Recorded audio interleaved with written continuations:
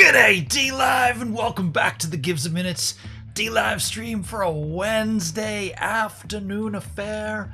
It has just gone 9 minutes past 3 in the PM for me. Good morning, good afternoon, good day, good evening to you. Whatever the time it is, wherever you're consuming this content, you're always welcome right here on the Gives a Minutes D-Live stream.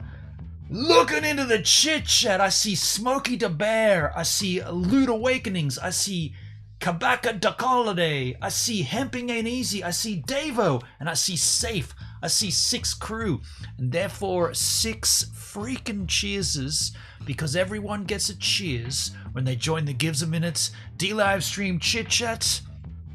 This glass, that microphone, when they touch each other, somehow, some way, in some shape, in some form, on some universe, in some intergalactic stellar cosmos, that resembles the cheers. I don't know why either. 1, 2, 3, 4, 5, 6. 6 freaking cheerses. Let me have a swig of this. 6 cheerses, because Wednesday is cryptocurrency stream, all crypto. This entire stream for the next 3 hours, cryptocurrency. If you're interested in crypto, you want to learn about crypto, you've got something to share about crypto, you want me to know something about crypto, you want my chat to know something about crypto, do it here on this stream. Now, I will address the restreams. I am restreaming this right now across all the intergalactic, stratospheric, atmospheric internet machines, namely Facebooks, YouTubes, Twitches, Trovos, and Bitwave. However, I'm only looking at one chat here, and it's on DLive. This is the URL here, dlive.tv/givesaminute. If you've got something you want to contribute, you think, man, this guy's way off track, and you want to comment in the chat, well, that's the only chat that I've got. That's the only chat that I'm looking at. So if you want to partake in the chat, you've got to come downtown. That's the URL, dlive.tv/givesaminute. Now, here's the thing. I will let the restreams run the entire time because cryptocurrency seems to be quite evergreen, and I'll leave these streams up in as many places as possible. But what I'm saying is, if you want to chat to me, you want to contribute to the conversation, that's happening on DLive only. So I don't even see the chats on the other places. I see the number there on Restream, but I don't see the chat. So if you want to converse, that's the chisel chat you got to get to. The URL one more time, dlive.tv/givesaminute. Now, in the chisel chat, Smokey the Bear says, good night, everyone. This is from the last stream or day. Lewd Awakenings says ZZZZ, and K-Backer Doc Holiday, a what soldier? I don't know. Hemping Ain't Easy says, just thought it was time again to let you know you are appreciated. Hope you are well. Wishing many blessings. Much love. Well, what a lovely statement from Hemping Ain't Easy. Thank you, my friend. Davo says, hell yeah, Gibbs. He's here now. Happy Wednesday, everyone. Hello, Davo. Happy Wednesday to you. How you doing, Gibbs? I'm having a great positive day. Well, that's good to know. Very good for you. Nice positive vibes. Safe says, yo, been on about to stare at us for an hour or so. Now, if you're wondering, what the hell is this dude doing just sitting here dead silent staring? Well, I'm not really staring. I'm just waiting for somebody else to start the conversation. The way I see it, I'm going to be here for 3 hours yakking directly at you. At the very minimum, someone else can kick it off. So I just sit there until someone speaks. In this case, Safe, you broke the silence. Yeah. Davo says, is Giggles under the table? No, she doesn't really hang out on the crypto streams. That's fair enough. Crypto's not for everybody. I will tell you this, though. I do hope CompTech arrives here. If somebody knows where CompTech is, please, I'm not going to be able to do this without him, because we're going to be talking about the governance and genesis mining of Sun.io. Now, this is not something I know anything about. In fact, I know so little about this. That's why we're doing this stream, because I want to learn about it. This one today is a request, and I hope I don't want to do this. Well, hang on a second. No, it's in a public server. Hold on. Comtech did give me some information on my Discord last week, so I will read this just so that you can be clarified in on what we're going to be discussing, because like I said, I don't know what this is about. He said, next week you should look at Sun staking, Sun TRX LP. It pays over 100% APY, and with vesting you can get APY of 4.53% plus 104.69% Sun. Also, there is staking in just swapped NFT to TRX LP with over 100% APY. So we've got that to discuss, but like I said, without Comtech, I don't know what this is about. I do know what I've done though. I don't have any extra money at this stage. I've shown you I've got my Stevan registration. I actually paid it today, so I've got that done, but now I'm without funding. But what I did do, all of my BTT staking rewards from DLive, I normally stake them in every couple of days. I've let them accumulate in my Tronlink wallet as BTT, and depending on how this conversation goes about Sun.io staking, I'll probably try to swap that BTT to Sun and go ahead and start this Genesis governance mining. I don't know. I don't know what it's about. It's so big. We do have a link to look at. We will look at a link if Comtech doesn't come here. And then Comtech also said, Gibbs, they started a new staking at the beginning of June. I cannot find any videos about how to do the new staking. Basically, you buy Sun and pair it with TRX, then stake it, and after you start receiving the Sun rewards, you vest it to then be able to withdraw the Sun rewards after 2 weeks. And then Chimani's in there too, saying, it's super simple, Comp, you're the man, easy, just through blah, blah, blah, blah, blah. And I said, look, we'll look into it. We'll look into it. So I can't do this without Comtech, but I don't know anything about it too. Safe, good. We're on the same page then. Maybe Q, Chris. Hello, maybe Q. I only see Comtech at Chimani's on Sunday nights. Oh, okay. He's usually in here on a Wednesday. This is going to be a good stream, as I'd never hear about today's stream before. Davo, yeah, me either, man. Oh, crikey. Got the hair in my eye. The Sun TRX pool, LP pool, have 118% APY. That's good. That's good. So you know about this then, do you, Safe? You know about this. Sounds like you do. Sounds like you do. Also on the stream, we're going to have a look at... What's this coin? Helium. Someone suggested we take a look at Helium. I think it's HNT is the ticker. Yeah, HNT. We're going to look at Helium. And I've also got a few links about Helium and staking, or not staking, how to generate... I've actually got a video specific to Australia, which is unique. Then we got a couple of social stories. Bitcoin winter is here, crashing to 10,000 and could linger for years. That's the video title. Then I got one, this massive influencer scam just got worse. That's from CoffeeZilla. So we got a few things up our sleeves this year. I guess without Comtech, all I can really do is sort of read the news article, which we could do that now, I guess. There's no dramas with doing that now. Let's go over here.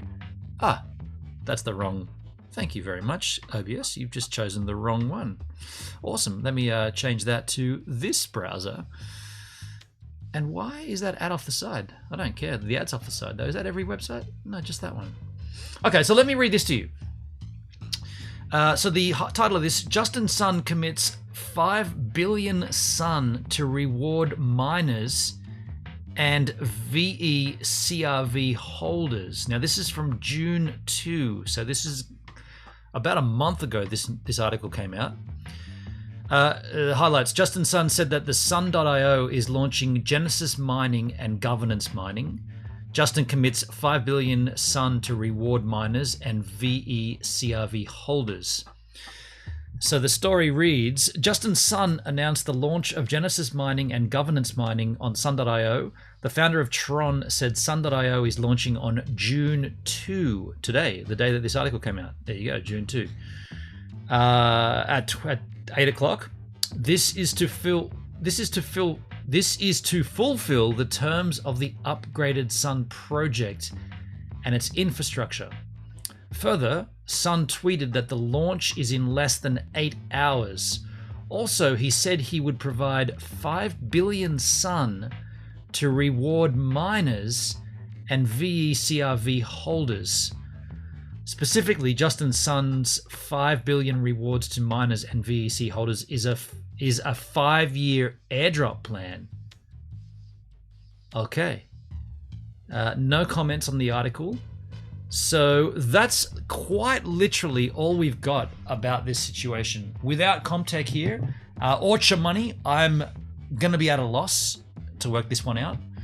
I'm not even going to try, basically. So if we don't see Comtech, what we'll do is we'll just move into regular broadcasting. We'll look at the Helium coin. We'll look at these articles I've got, and if we don't see Comtech by then, we'll palm this one off.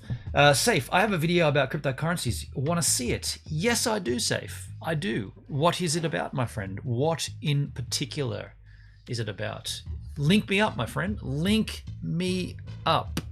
I'm waiting for a link from Safe. I don't know what it's about, but that's cool. We'll take that link. Yes, and the other things, top 10 cryptocurrencies. Yeah, cool, man. Cool. Let's grab that shizzle out now. Here we go. It's watchmojo.com. So this is not your video. This is just a video, right? So let's dive right in. Welcome to Watch Mojo. And today we're counting down our picks for the top 10 cryptocurrencies. Never before has there been a protocol for connecting diverse blockchains together. We wanted to do things differently by providing robust customer service, acting on user feedback, and continuously improving our offerings. Applications built on Ethereum run exactly as programmed, without any possibility of downtime, censorship, or third-party interference. For this list, we'll be looking at the most popular and commonly traded cryptocurrency coins currently available, while also discussing some of the technologies involved. Have you found the best crypto yet and we somehow missed it? Let us know in the comments. Let's go. Number 10, Chainlink. At the core of most cryptocurrencies is the concept of a blockchain. Let's imagine a blockchain that allows for non-determinism and allows for nodes to validate each other based off some variable. Instead of ledgers stored by banks to determine what transactions have taken place, the ledger in crypto is part of a chain of digital blocks. Those blocks together form a chain called blockchain. What this means is information that's not native to the blockchain, like the winner of a UFC fight, for example, can be communicated to the blockchain via an oracle. A blockchain is decentralized across all devices that make use of the chain. Blockchains are typically closed, which means they can't account for outside forces that may affect the currency's value. This is where Chainlink comes into play. And this offers users extensive reliability, guarantees for the quality of the smart contracts. Chainlink's easily verifiable on-chain data ensures end-to-end security for users, making smart contracts a viable reality. Chainlink and its own token currency, Link, help bridge certain gaps in the crypto world. Number 9, Stellar Lumens. Stellar Lumens is a cryptocurrency that was intended to help individuals overcome issues around cross-border transaction. Stellar's goal is to bridge the gap between cryptocurrencies and fiat currencies. Hey, Safe, are these currencies, these coins you own or tokens you own? I have a little bit of Link, and I converted my Stellar into Bitcoin. By using the best of the two worlds. The open source network that currency is traded on is known as the Stellar Network, and the actual coin to trade is known as the Lumen. It's also seen as unique because other cryptocurrencies could use the Stellar Network for their exchanges as well. If a Stellar user wants to send dollars to another user, they don't send actual dollars, but dollar tokens. These are tokens that live on the Stellar blockchain and have the same price as the dollar and are backed one-to-one by actual dollars in a bank account dedicated to this purpose. It still uses blockchain technology to secure their coins. Like other decentralized digital currencies, the nature of the technology being used makes counterfeiting virtually impossible. It's a nice alternative to some of the more expensive cryptos out there. And with transactions that are finalized in 5 seconds, Stellar does feel like instant cash. Number 8, Polka Dot. The brainchild of Gavin Wood, the co-founder of Ethereum, Polka Dot came out of a need to address a major issue found in current blockchain technology: scalability. So Polka Dot is a multi-chain. The idea is that it's a blockchain, but we bundle lots of different blocks up all at the same time that can be executed in parallel, right? So these things can all be executed at the same time. As more and more computers are put online to connect to a particular blockchain, the more bogged down it gets. Polka Dot was introduced as a means to split the blockchain into partitions called shards. A sharded blockchain protocol that unites an entire network of diverse blockchains into a single decentralized ecosystem. Polka Dot makes it easier than ever for software developers, startups, and enterprises to make efficient use of blockchain technology in precisely the way that's best for their project. The currency of this platform is simply known as DOT. Another offshoot of this technology is the idea of creating a decentralized web dubbed Web 3.0. Given Gavin's successes with his Ethereum crypto, Polka Dot is one you may want to keep an eye on. You heard the phrase like, the pen is mightier than the sword. Well, you know, the keyboard's going to become even mightier than the pen pretty soon. The world, in some sense, belongs to coders. Number 7, Dogecoin. Some of the best ideas come out of the weirdest of jokes ever made. Such is the case with Dogecoin, created by Billy Marcus and Jackson Palmer as a joke. They wanted to parody the rave of cryptocurrencies that they were seeing everywhere. A software engineer at IBM, Bill Marcus, saw the buzz Dogecoin was getting and developed software for Palmer to accompany his product. From there, the cryptocurrency jumped a staggering 300% after only 2 weeks of being launched. Wow. Named after a dog meme, the cryptocurrency was never predicted to make any significant impact. But here we are. Dogecoin is riskier than other cryptocurrencies like Bitcoin or Ethereum because there's no supply cap. Experts even call it a meme trade based on social media buzz. It's gone so far as to get Elon Musk interested in the coin. I think there's like an argument like fate loves irony. Like the most entertaining outcome is the most, like what would be the most ironic outcome? That the currency that was invented as a joke in fact becomes the real currency. At its core, it's really just another altcoin, alternative to Bitcoin, for those who can now no longer afford the larger currency. Yeah, look, I think there is a definite possibility that Doge can be used in a payment mechanism down the line as we expand this marketplace more. And I think people are seeing that little bit of opportunity in using it there. You know, it's cheaper to move on the protocols and easier to move. Number 6, Ripple. Right. I got it. Like many of the other cryptocurrencies on this list, Ripple is also a combination of the technology used to exchange the tokens and the tokens themselves. XRP. The idea for Ripple first came about as early as 2004 by computer programmer Ryan Fugger. Ryan envisioned a decentralized monetary system where companies could create their own money. His goal was to create an internet of value. She's very and his enthusiastic. vision became Ripple Pay. One of the key differences between Ripple and other cryptos is its low-cost use of currency exchange. One person can convert their real-world money into the Ripple currency, XRP, then instantaneously move it to another location without much of a delay. The main goal for Ripple is to connect banks, payment providers, and digital asset exchanges to provide a solution for real-time and cost-effective global money transfers. By contrast, banks can often take days to move money from one location to another depending on the nature of the transaction. It also varies from cryptos like Bitcoin in that it has a decentralized network but is actually owned and operated by a private company. When I zoom out and look at where Ripple sits in the blockchain and crypto ecosystem, we are incredibly fortunate to be the only company with real customers solving real problems. Number 5, Cardano. Similar to others, Cardano's main focus has been on the scientific research of the platform itself. ADA is the coin used by this network. Cardano is a blockchain, while ADA is a cryptocurrency that lives on the Cardano blockchain. In other words, Cardano is a home to the ADA cryptocurrency. And while the Cardano blockchain can be used to send and receive ADA, it will also host smart contracts and applications. According to Investopedia, it performs similar to other blockchain platforms such as Ethereum, but sees itself as more of a third-generation platform. ADA is a proof-of-stake coin that fuels Cardano. Its purpose is to provide a quick and secure transfer of value and to allow users to operate smart contracts and applications. Another big advantage of Cardano is how the coins... So far, all of these coins we've actually already learnt about, which is pretty good to see. We studied these ones, which is pretty cool. Used in the currency are produced. Remember, no previous currency streams exists with cryptos, so the coins produced are all virtual. Cardano's system actually employs a much smaller use of power, making it far more energy efficient than other cryptocurrencies. Think of this as the internet of blockchains, an ecosystem where Bitcoin can flow into Ethereum and Ripple can seamlessly flow into Litecoin. Number 4, Tether.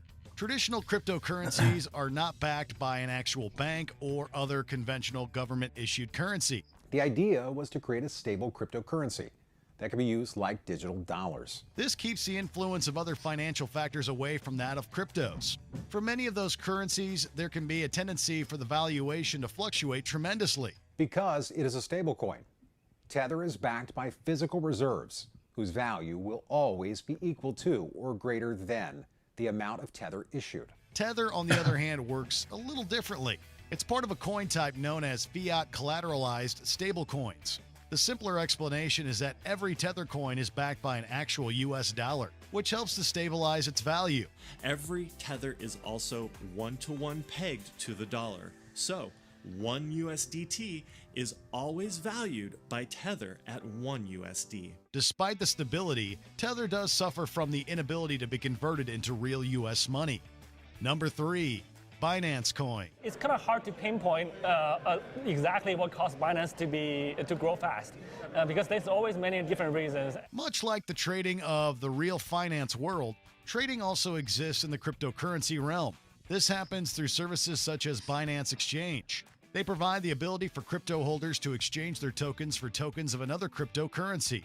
Given the massive popularity of cryptocurrencies themselves, however, the exchange actually created their own type of coin called Binance Coin. We invested our success into growing the ecosystem and making it more collaborative and inclusive by creating platforms to identify and empower other innovative crypto and blockchain projects. Like all the others, it too can be traded, but is generally considered a crypto unique to the exchange service itself.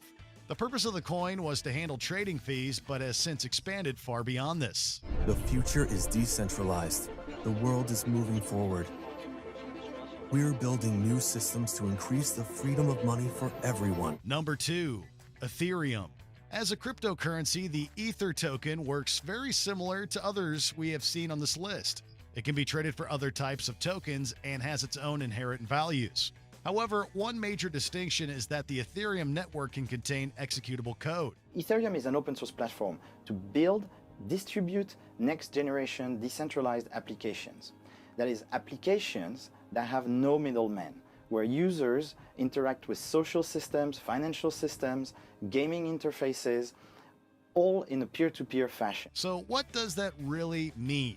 Basically, it translates more into the use of the Ethereum platform as a means by which to store and execute decentralized computer code. Instead of a single computer running one application, apps written for Ethereum run across the entire Ether network. Ethereum is the secure backbone for everything from e-commerce to the Internet of Things, enabling transparent governance for communities and businesses while keeping user communication secure. So although it uses many of the same technologies, the real use for this cryptocurrency and network make it quite different from the competition. Now the question is, what will you build on top of Ethereum?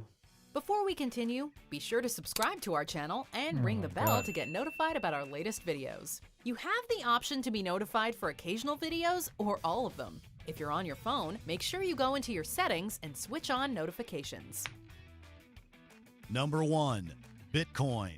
It was the first decentralized cryptocurrency and continues to have the highest value. Bitcoin is an electronic currency. But unlike government-issued currencies, there is no single entity that issues Bitcoin or is in charge of processing its transactions. The formal credit for Bitcoin's invention goes to... Any word. Thank you for the lemon and ice cream. Mayonnaise. Wow! Thank you, man. Satoshi Nakamoto. However, the real identity of this individual has yet to have been revealed. Satoshi Nakamoto is a pseudonym. It may be the name of one person or the name of a group. But for over 9 years now of Bitcoin's existence, no one has figured out who or what Nakamoto really is. He reportedly mined as much as 1 million Bitcoins before going into hiding in 2010. At today's rates, his collection would be worth just shy of $40 billion. It was the start of a digital revolution. Just got here, doing all right. Good and to the see. thousands of cryptocurrencies that have followed Good to see. are nothing like actual coins. They are code, recorded on a digital ledger, that gets longer and longer as more people use them. Bitcoin was the first of its kind to make use of the blockchain for storing a decentralized ledger of transactions. Despite the plethora of other cryptos available, Bitcoin still remains at the top and will likely continue for some time. I'm a virtual currency. Worldwide, you can send for little to no fees. Open source, not controlled by any government, corporation, or individual. It's financial freedom, bro. Do you agree with our picks? Check out this other recent clip from WatchMojo. Was that Richard Hart in that suit? Source, not controlled by any government, corporation, or individual. It's financial freedom, bro. Sounded like Richard Hart, didn't it? What we're going to do, folks, Safe, thank you so much for that 10 coin rundown. I appreciate you. I'm going to take a quick break here. I want to go and get a coffee and get warm. It's cold. So I'm going to roll my surfing clip from a few days ago. And then when we come back, if we still don't see CompTech, we'll move into HNB, I think it was. What's the coin? Helium, HNB. HNB, HNT, I think it is. Helium coin, HNT. Yeah, if we don't see CompTech, we can't go into the Justin Sun content because I don't know anything about it. I'm hoping CompTech can explain it, but I'm going to grab a coffee, some surfing in the meantime, and then we'll come in and learn about Helium. And welcome back to the super quick wave a day edit. Today, very nice conditions, very similar to yesterday. I went off the point here, got a couple, then I got trapped over there in that section on the inside. It's kind of funny, I must have just got too close to the left or to the inside section on the north side, and I got trapped there. I just kept getting turned and pummeled and sucked. Finally I got out of there and came across here. I managed to get a couple. Freezing cold though, it's really cold today. But I just spat. My surf ended abruptly because red vest guy, so he was, look at this. Woo! Yes, yes! What? Did you see that? That was so sick. That guy's taking photos, I was filming it. This guy's taking photos of it, I filmed it. That was so sick. Fully. I was surfing with him out before, up on the point there. I think his name's Ben, actually. I think I heard someone call him Ben. What was I saying? Oh yeah, red vest. Yeah, so he was down here and I was up here, and I was happy to surf that point. I didn't even know he was there until I got sort of dragged across here, and he just paddled past me and just gave me the hell stare. Like, didn't say anything, just stared at me, like tried to stare me down. And I made the decision at that point to end my surf. I used the current to drag me as far away from him as possible, and I just came in. It's the kind of guy he is. He just wanted to bully me and intimidate me, so I don't want to get punched in the head ever again in the water for surfing, so I just got out. But aside from that, the surf is pretty good. What do you think?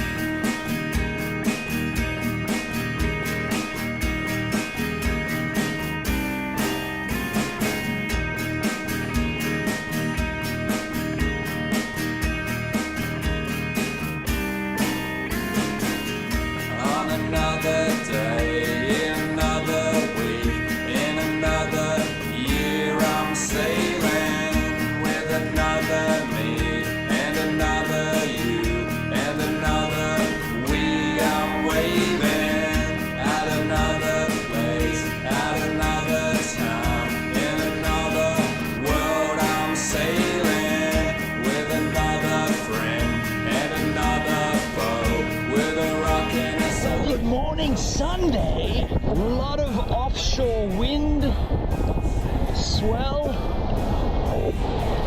Looks good. Got a left here, and then further down there'll be that right if I wanted to let the current drag me down. I'll stick here for the left to start with though.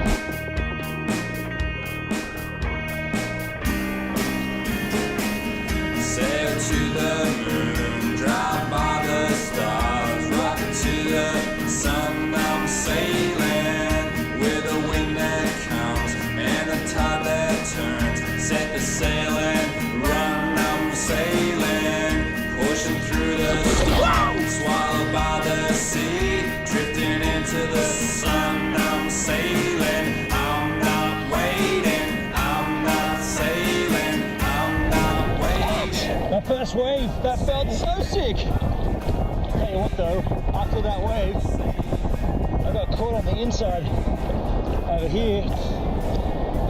Wave after wave after wave. In another year I'm sailing with another me and another you and another we. I'm waving at another place, at another time, in another world. I'm sailing with another friend and another foe, with a rock and a sling. I'm sailing, I'm not waiting, I'm not sailing, I'm not waiting, I'm not sailing, I'm not waiting, I'm not sailing, I'm not waiting.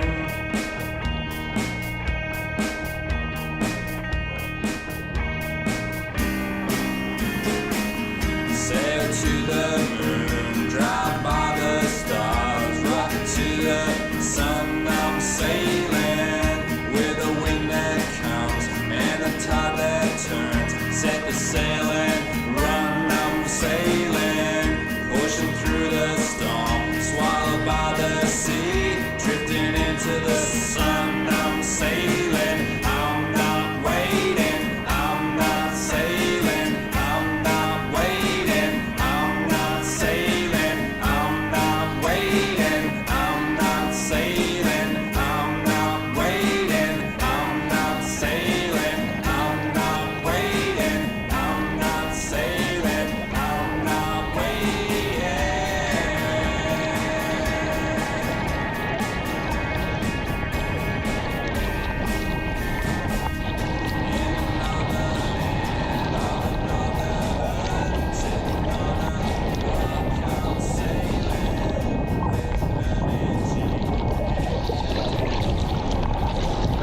Red vest.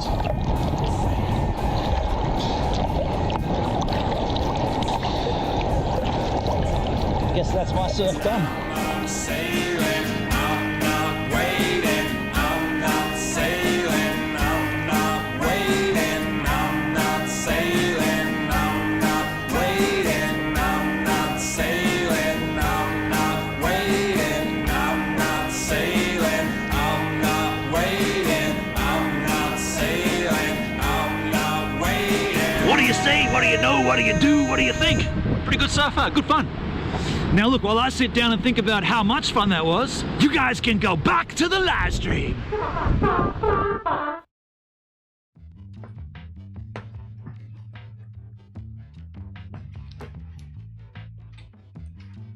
You guys are back, aren't you? Sheesh, what? That was quick. I didn't even get a chance to, well, I did get a chance to get myself a coffee and get a sweater on, but yeah, I didn't get a chance to scratch myself. Crikey. Comptech is here. Greetings, givers. G'day, Comptech. How you doing, man? I'm glad you're here. The older guy than you, 71. How you doing, man? Thank you for the lemons. I saw that come through there. I appreciate that. Older than you. Awesome footage. Impressive writing. Thank you, Any Word. He's doing a better job than me because I can't swim. There you go. Okay. Comptech. Help me. Help me, CT. Help me, my friend. The Justin Sun, the news article that you did send, Justin Sun commits 5 billion Sun to reward miners and VECRV holders. I'll read this again. Justin Sun announced the launch of Genesis Mining and Governance Mining of Sun.io. The founder of Tron said Sun.io is launching on June 2, 2021. This is to fulfill the terms of the upgraded Sun project and its infrastructure. Further, Justin tweeted that the launch is in less than 8 hours. He said he would provide 5 billion Sun to reward miners and VECRV holders.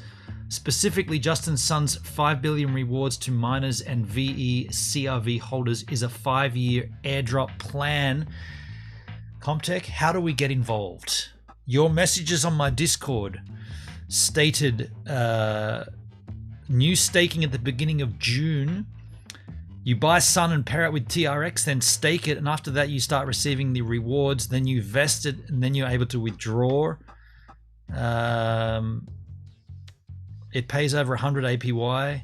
So I'm interested, and what I've done this week is I have not staked any of my BTT rewards back into DLive. I've kept them in my Tronlink wallet, and I'm ready to buy some Sun to get involved in this. But I don't know where to begin.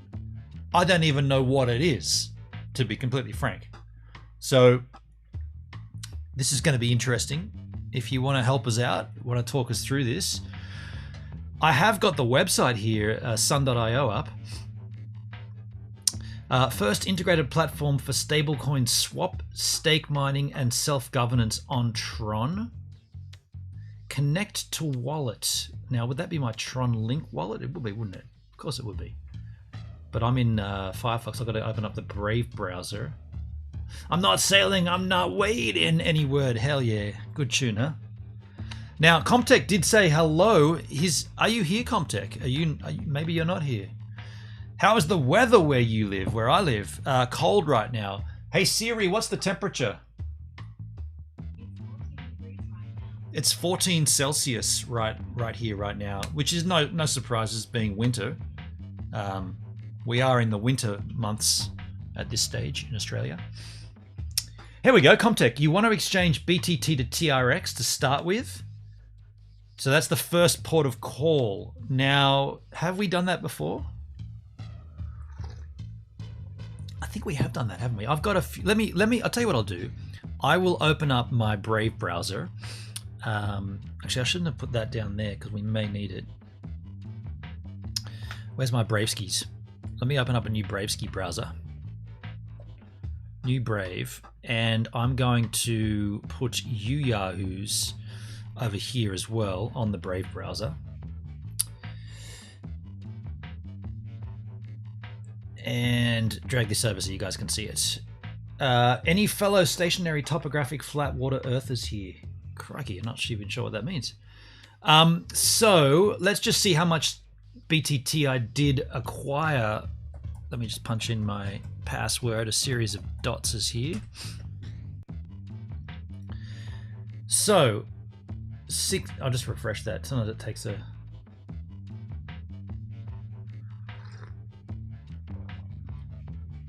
$6,181 BTT to the value of about $16 US. That's what I've got to play with here.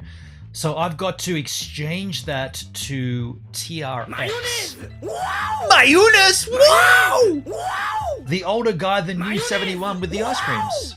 Thank you, my friend. Mayonnaise! Jesus. Wow! Mayonnaise! Wow! Thank you. Mayonnaise! Wow! Wow! How do I do this? Oh, I've got a swaps tab here. Let's open up my swaps. MoonPay or SimpleSwap? Let's take a look at simpleswap.io. I think we once tried to use this, didn't we? SimpleSwap. You send, not Bitcoin, BTT. I think I've got one. What was it? 6181. 6181.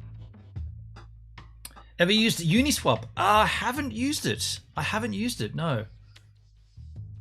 I'm happy to try it though. If you think it's better than what we've got right here, that will receive me 250 TRX if we made that exchange. Wow! If you click on BTT in the wallet and select more, you can exchange it there. Oh, really? I didn't know you could do that. The older guy than you, 71 with the lemons. Thank you, my friend. Wow! Thank you, dude. I didn't know you could do that. If you click on BTT, you can exchange here. Is that right? More. Wow! More? I want more. What's more? Send? Send it. What's more? More's not doing anything. If you click on BTT in the wallet and select more, you can exchange it there. You said select more. Okay.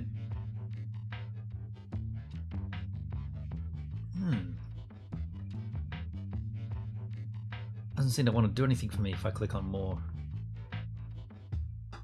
I'll just wait for a second. Sometimes it's a bit clunkified.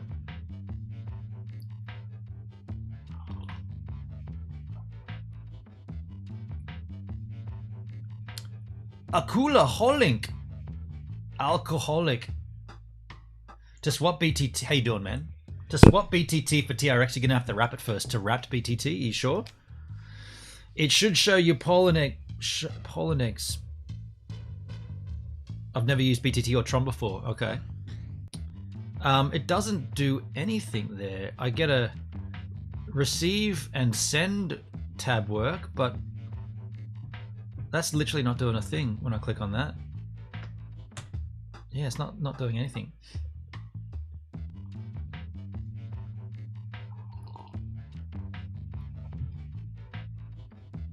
On just swap, so that's in here.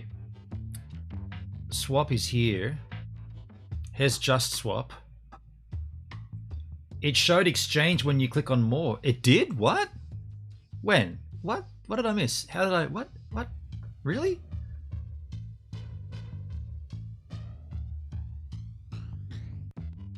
Really? When? How did I miss that? I've been looking at it as well.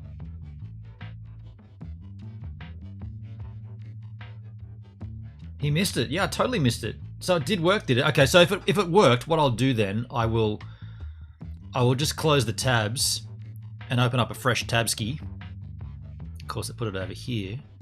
That's shit. I'll just open up a fresh tab, and if it did work, then it'll work again, right? So let's open up the Tronlink skis.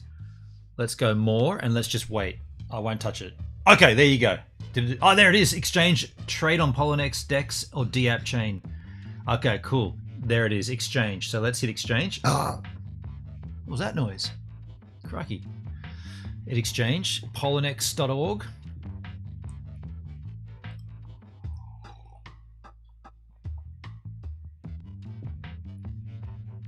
Now, I do have a Poloniex account, of which I will not remember, but I can find it if I can go back to Safari. I think we did this in Safari. Let me just do this off screen.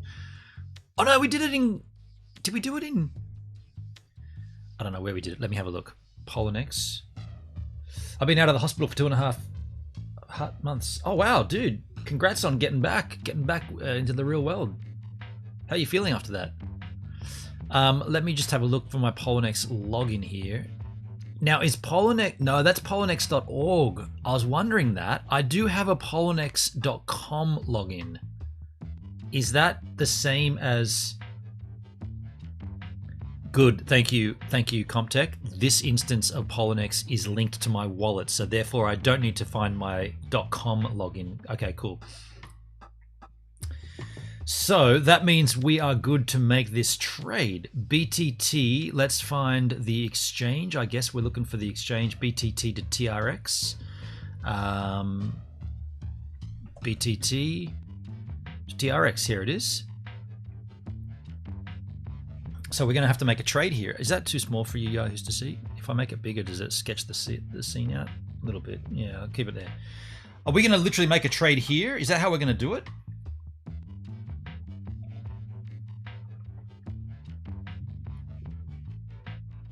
Is there a swap or is it literally a trade? We're going to have to make, we're going to do a trade.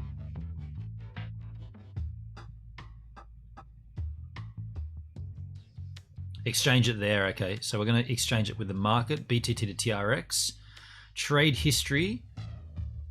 Sign in to start trading. What? Seriously? I gotta sign in then. Crikey.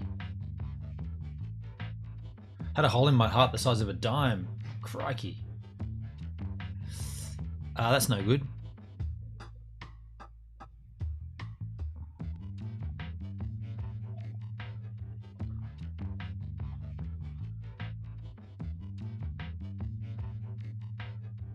I mean,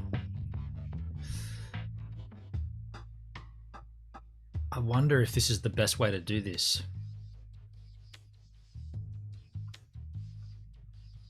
I mean, at this point, I've got to get my login, right?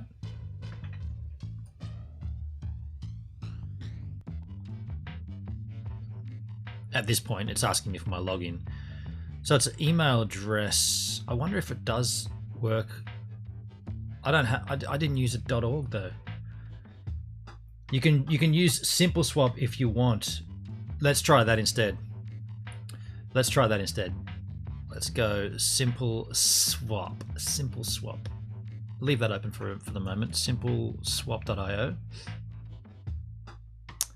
Oh, this is the first one I tried. Right. Let's try this. We're going to go back to BTT. Which didn't type in a crypto to search. BTT. Who did that? Thank you for the lemon. The older guy. Thank you, my friend. 6181, I think it was. Let me just verify again. 6181. Yep, that'll do. BitTorrent to not Ethereum. We want to change it to TRX. Tron. Enter the recipient's Tron address. Now, is this going to throw up an error if I put in both? So my Tron address is this guy.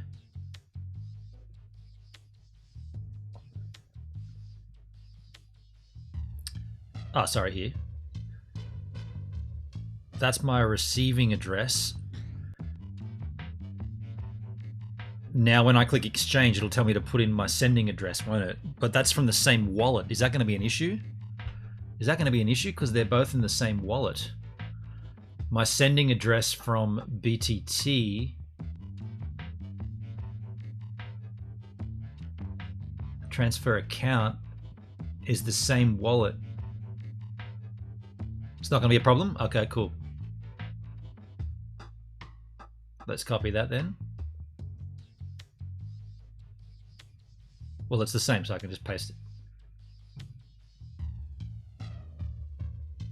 It's just an exchange creation error. We apologize for the inconvenience. Will be resolved soon. Please try again later. Good night, any word? Good night, my friend. So this is just sketching out. I think the exchange is just updating itself. Probably the rates are just updating or something. There we go. So it's back on. So I'll just grab this because it's the same wallet address. So let's copy that. If I hit exchange here, it's going to ask me from which address am I sending from, obviously. You send to this address.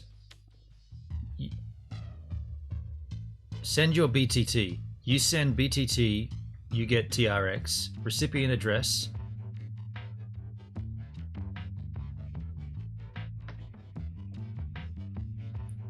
You send your BTT to this address.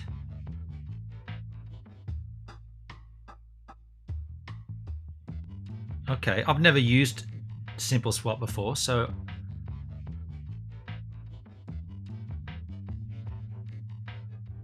is that how it works? You just,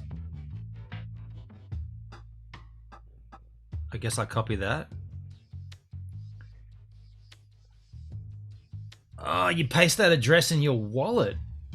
Ah, gotcha. I gotcha. So I go back here and then I go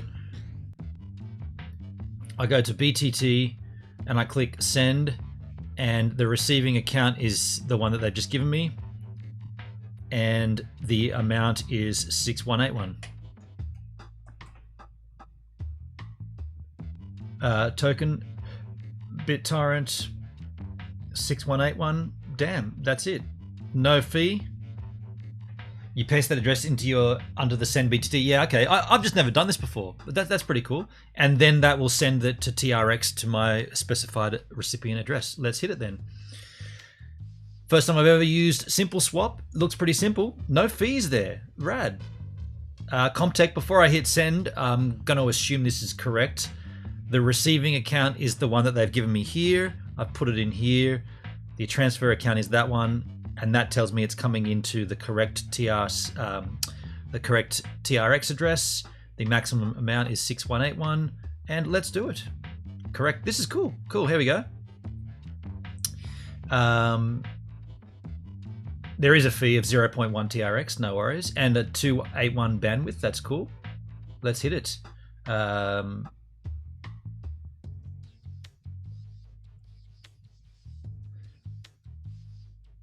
Yep. Cool. Here we go. My first ever Simple Swap transaction submitted. And we see my minus 6181 BTT. And if we go back in here to TRX, we should see a received amount once that refreshes. I got a balance of 146. There should be a little more coming in shortly. We'll refresh the... who did that? Somebody just subscribed on YouTube. Thank you for the subscribe over on YouTube, whoever that is. If you're watching on YouTube, appreciate that sub, but I tell you what, you better come on down here to dlive.tv, because if you want to partake in this stream, I know we're live right now on YouTube. If you're watching on YouTube, we're here on dlive.tv/givesaminute. If you've got a comment you want to add, you're wondering what's going on, you want to talk to me in the chat, this is the only chat that I've got.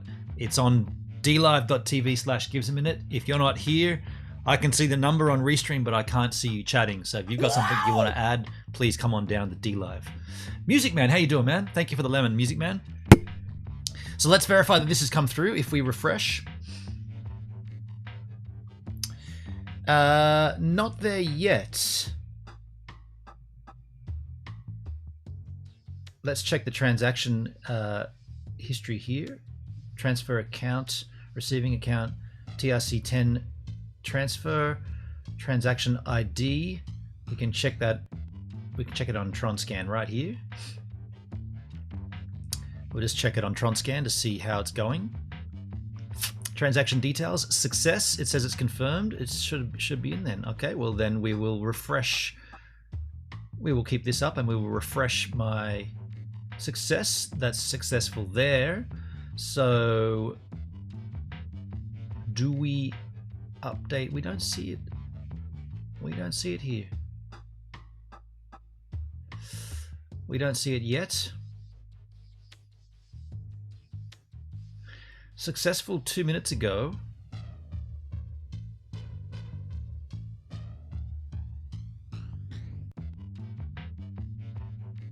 Isn't that strange how it says it didn't use any of my available bandwidth? Instead it burnt some TRX for bandwidth, even though I've got plenty of bandwidth.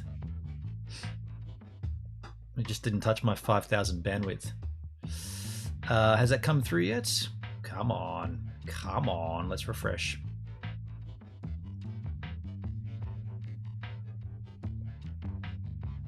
Still not there.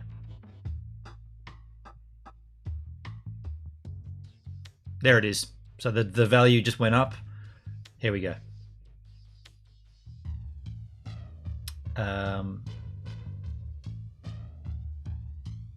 Well, the value just went up.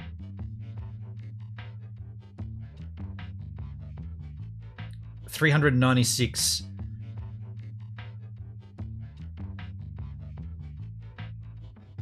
What's this one here? 77. Any word? What's the story behind the transaction? Okay, so what we're doing here, just as a, I guess I should have explained it. I wasn't sure when you came in. The wallet, by the way, the wallet we're using right there is the Tronlink wallet. What we're doing is, I received a message from Comptech last week in my Discord saying, and Comptech, I can read this out because it's public.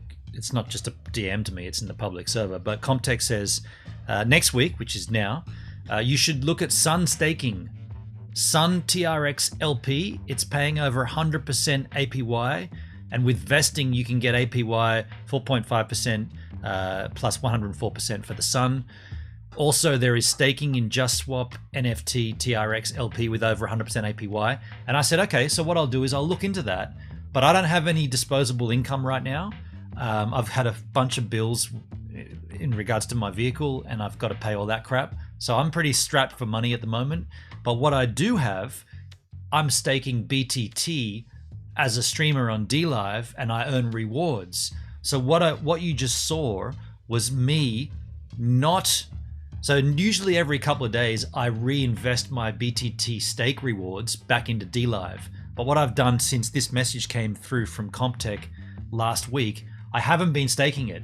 I've just been holding it. And then today, I'm taking the amount of BTT that DLive have given me as staking rewards, converting it into TRX to then be able to put it into whatever this Sun staking program is. Because I want to get in on that, but I don't have any money to throw around. So we got about $16 worth, which is not much, but this is kind of cool to do this live, because as it stands today, the 7th of July, I'm going to start my process on this staking pool with Sun TRX with, let's call it $15, and then ask me again in a year from now, how's that value? And I'll say, well, do you remember when we put $15 in? It's worth now 1,500, whatever. I don't know, but we're doing it, and we're doing it live so that if you want to do it, if you don't know anything about Sun, which I don't even know what it's called, Sun.io staking. If you don't know anything about it, like I don't, and you want to play along and you got $15 spare, dump it into TRX and go ahead and play along with us if you want. You don't have to, but I'm doing it now, and you can come back and rewatch the replay. That's why I'm doing this on YouTube as well, so that if anybody wants to do this, they can go ahead and just follow as we've gone through step by step. I should have explained that. I apologize, I didn't. Okay, so now CompTech, I have the TRX in my wallet here. I have a balance available of I have a balance available of 396. Where is the where is that transaction that just came through? How much TRX is it? Doesn't actually say how much TRX came through, but I know it's on here. So 250. So we're gonna keep. I'm gonna be careful to not tap into. I got 396 available. 250. Let's say I'll use 300 and I'll leave 96 in my balance. Let's go with 300. So CompTech says gives, you will want to take half the amount of TRX you want to invest to buy Sun tokens, half of it. Okay. So let's say the total, even though it says there 396, the total I'm going to play with is going to be 300. So I'm going to take 150 and I'm going to buy Sun tokens. That's the first step. Do we do that here in the Tronlink wallet? Is there a Sun token? Oh, I added the Sun. Here we go. So this is fun. Playing in the sun. I can close this behind me. We don't need that anymore. And we don't need simple. We don't need Poloniex. We don't need simple swap. We'll close that tab. We'll keep this. We'll try to keep this simple. We'll keep this open here. I'll just confirm. Sometimes the actual available includes the frozen, but this obviously doesn't. My frozen balance is 4351. My available is 396. I'm going to play with 300. Let's start with 150. So I guess I want to convert, and I'm sure we can swap. Do it in the Sun DApp in the wallet or browse to sun.io. The DApps are, where are they? Up the top, isn't it? I think it's here.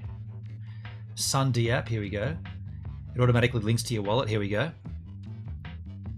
So swap stablecoin. We don't want to swap a stablecoin. Sun pool. Is Sun a stablecoin? No. No. Stake Sun, stake LP tokens. Sun pools.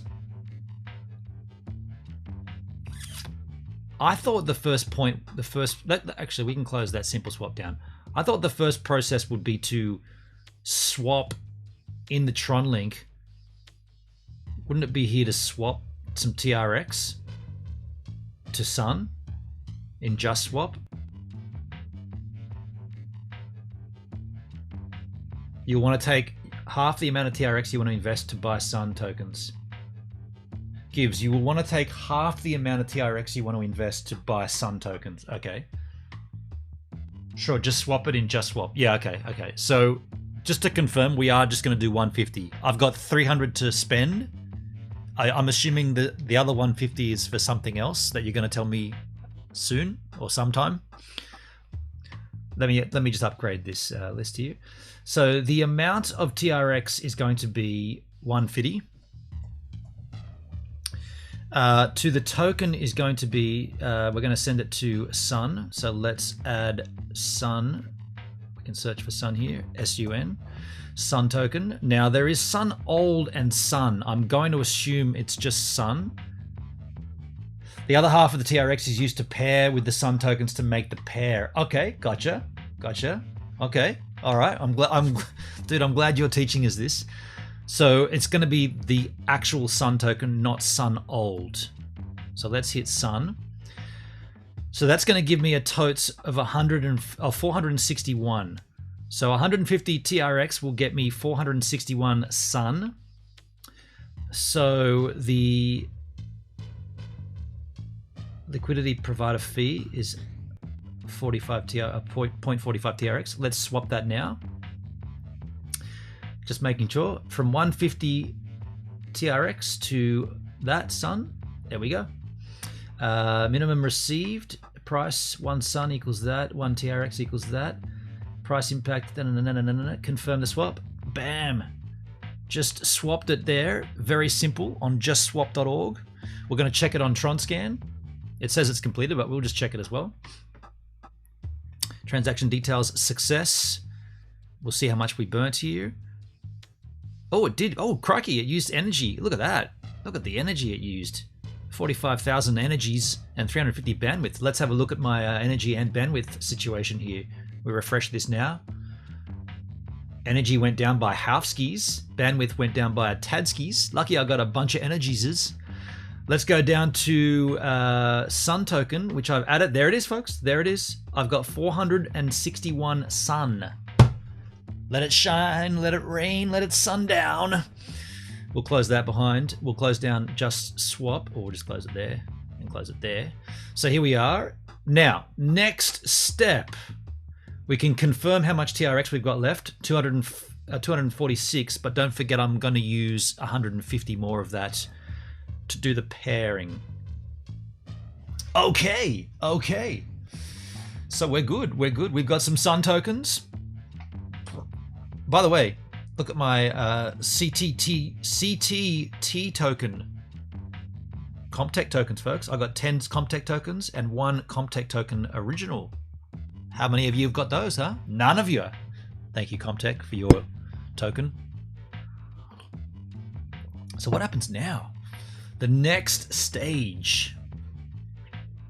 The next stage of this process is coming up soon. We will find. We will see it. Hey, I'm new here. Computers. Cryptocurrency is difficult, folks. It's hard. I'm not denying it. We're all learning it. That's the point of this. So the next phase will be click on Stake LP here in Sun.io. So we've gone to Sun.io and up the top here there's a couple of tabs. Stake LP. Bam. So Genesis mining. So this is what we read about in the article, the Genesis mining. Stake LP tokens and earn Sun at ease. Click for more details. Let's just read this. Sun platform mining. To fulfill the requirements of the upgraded Sun project and its infrastructure, on May 26, 2021, a little while ago, Sun implemented a token redenomination and platform upgrade plan. This upgrade is designed to build the Sun platform into Tron's first one-stop platform that features stablecoin swap, token mining, and self-governance. The renovated Sun platform will launch mining and Sun airdrop plans on June 2, we just missed, to extend the benefits of a fast-growing Tron ecosystem to a wider audience. In addition to offering Genesis mining and governance mining on Sun.io, the platform will also airdrop Sun rewards to VECRV holders in the spirit of collaboration with Curve Finance. Details are as follows. Rules on LP token mining. 1. LP, how big is this? Okay, we can read this. Genesis mining and governance mining. Log into Sun.io with a wallet that supports, i.e. Tronlink, Token Pocket, Token Beaky. To participate in 3-pool liquidity mining, you need to select 3-pool on Sun.io and deposit. You are allowed to stake once you have added liquidity and received LP tokens. Okay, to participate in other liquidity mining, you need to add liquidity on JustSwap, and then you can stake LP tokens you receive on Sun to mine rewards, which is what looks like we're doing right now. Yeah, stake LP. Timeline and reward allocation. Genesis mining starts from June 2, so we're here pretty early. It's about a month ago this started. Governance mining lasts for 5 years, starts from when Genesis mining ends. Genesis mining consists of 2 LP pools, namely 3-pool LP and Sun TRX LP mining pools, which contain 80% and 20% of the Sun rewards dedicated for Genesis mining respectively. 3-pool gets 80% and Sun TRX LP gets 20%. The amount of Sun mined daily, 15 million versus 3 million or 4 million. Governance mining will add more LP mining pools. Community members are able to vote to decide on the proportions of mining rewards for various LP mining pools. Detailed rules on LP token mining and governance will soon be released after governance mining is live. These pools share the Sun rewards earmarked for governance mining in proportion to the number of votes received. For governance mining, Sun is allocated as laid out in the following graph. First month, 3%. Second month, 2. Third month, 1, and dropping down. Second year going back up to 5%, 2. Okay, interesting. Claim liquidity mining rewards. You should vest. This is a new term. You should vest the Sun. Excuse me. You should vest the Sun earned from LP token staking. Who did that? Davo, thank you, my friend. Thank you, dude. You should vest the Sun earned from LP token staking to the Sun reward pool on the rewards page before claiming them to your wallet. These Sun tokens will be vested for a period of time. An early exit will result in 50% penalty, so you don't want to exit early. If your vested Sun rewards are not immediately withdrawn from the Sun reward pool, then these Sun will count towards Sun mining for TUSD vesting rewards. I'm a little confused by that, not gonna lie. Please see Sun stake mining rules for more information. Sun stake mining rules right here. On the rewards page of the Sun platform, users can not only claim the vested Sun rewards, but also participate in Sun stake mining to earn Tether US dollar, I guess, USDT rewards, 50% of the platform's fees and Sun penalties. At present, the platform offers the following Sun pools: Stake and Lock, where Sun is required to be locked for a certain period. Stake pool, no lockup is required. Okay, Stake and Lock pool. Principal, Sun, early exit not allowed. Rewards, US dollar Tether and Sun, which can be claimed anytime. 50% of the platform's stablecoin swap fees are used as Tether USD, while the penalties for early exits from vesting are used as Sun rewards. So this is kind of like Hex, right? If you unstake, you pay everybody else, basically. Requirements, you need to stake and lock for a specific period of time. Fair enough. So stake and lock is probably what I'll do, I suppose. Stake pool, principal, Sun, early exit is allowed. Now, all of these things, I'm looking at long term. I don't know, Comtech, how you did it, but I'm always looking for long term. So I'll probably go with the one that early exit is not allowed, which is stake and lock. Rewards, US dollar Tether, which can be claimed anytime. 50% of the platform stablecoin swap fees are used as TSD rewards. Notes, that's what I did, stake and lock. Yeah, okay. It makes more sense to me, stake and lock. Notes: vests or locks in the same cycle will expire at the same time. A cycle is defined as 7 days starting from every Thursday at 8 a.m. to the next Thursday at just before 8 a.m. The second before SGT, which would be Singapore. Let me just see what that is. SGT time.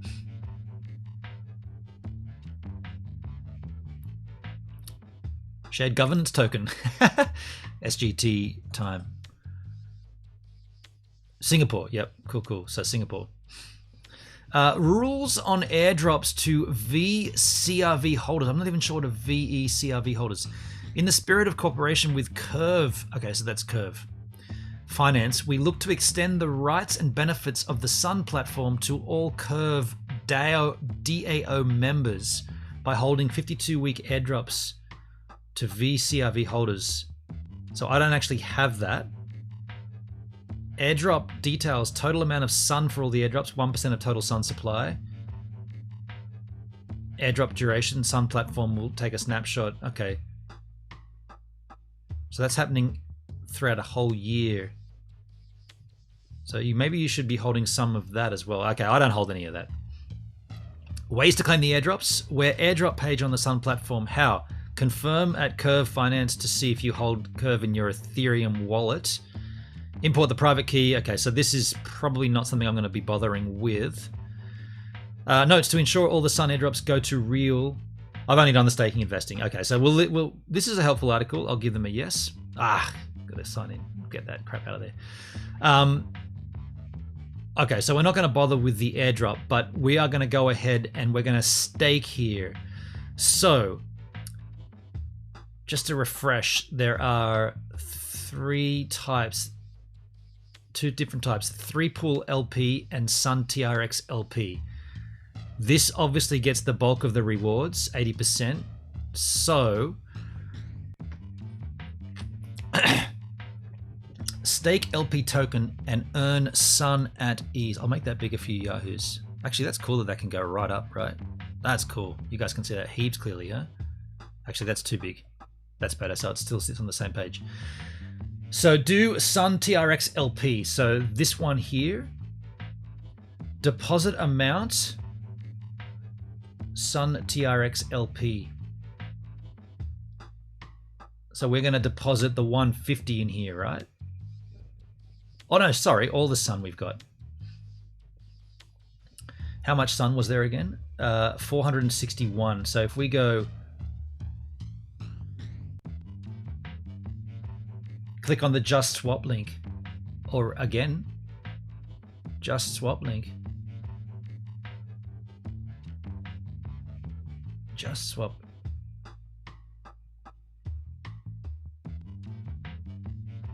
Back in... back up here, back in the wallet. Are we doing a swap here? Not too sure what we're not swapping again, are we? I'll just wait. I know there's obviously a latency issue here with the chat and the delays and whatnot. I don't want to rush too far ahead here. To get the pair, it's below the boxes in sun.io. Click on the Just Swap link. Add liquidity on Just Swap. Okay, I see what you're saying. So it's this one here. Add liquidity on Just Swap. So this is to get to the pair, okay? So here we go. Just Swap liquidity. Okay, gotcha. Add liquidity. Gotcha. So input the amount.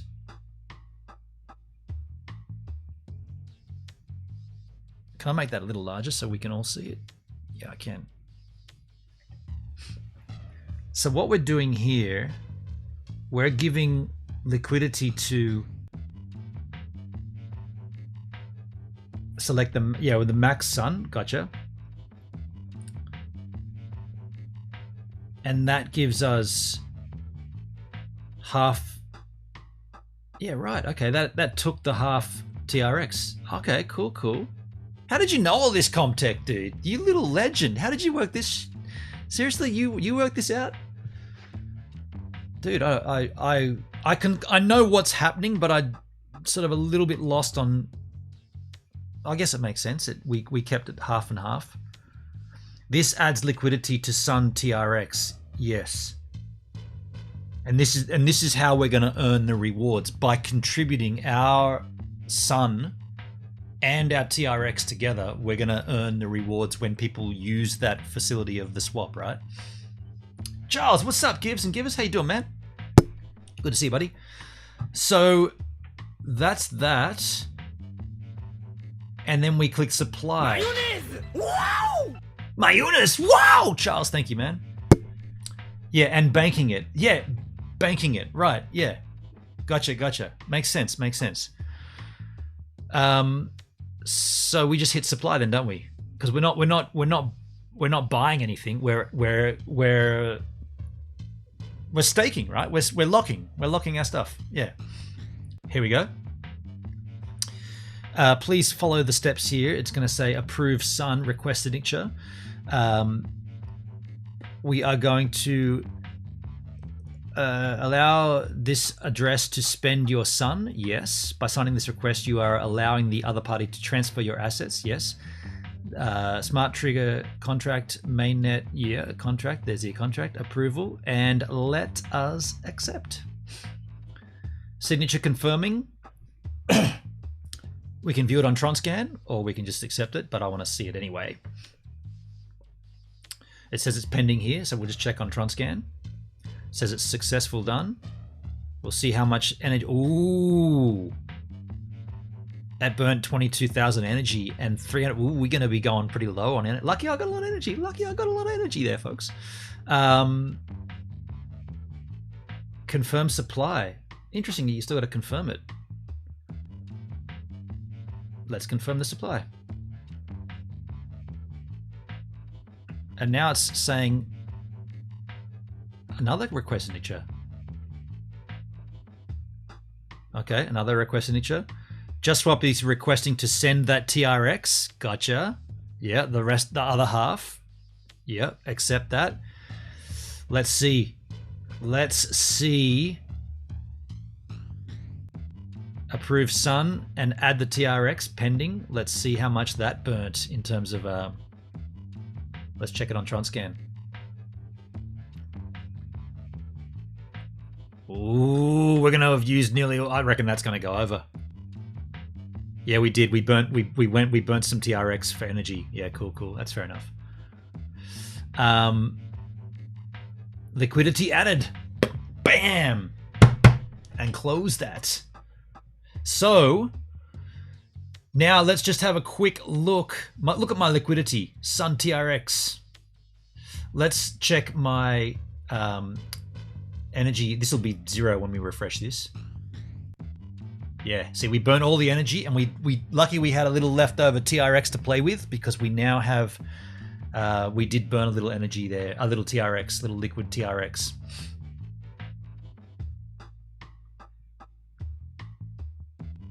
That's confirmed. Cool. We've already checked this anyway.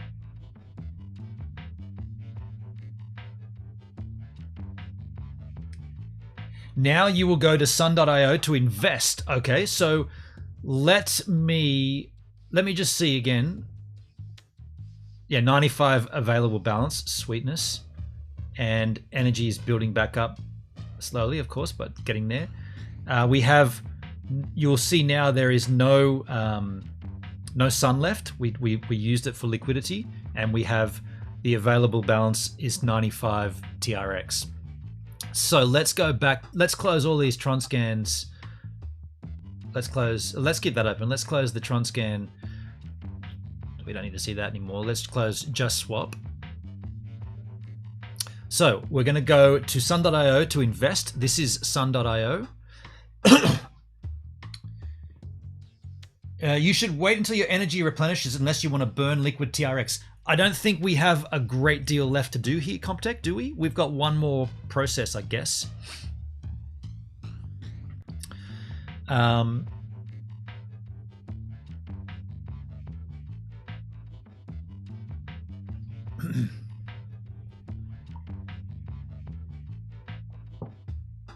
One last step. Yeah, that's what I figured. So once I guess we'll burn a little more here, I suppose.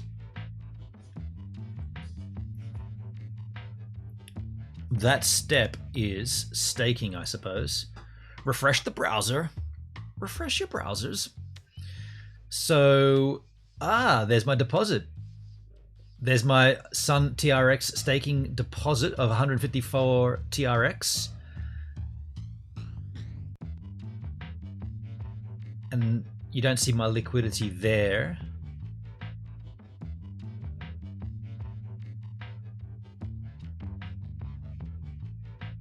Now, just as a reminder, so we're doing Sun TRX. Click on deposit. Please approve in the wallet. So this is we are going to burn some TRX here, of course. Let's accept that.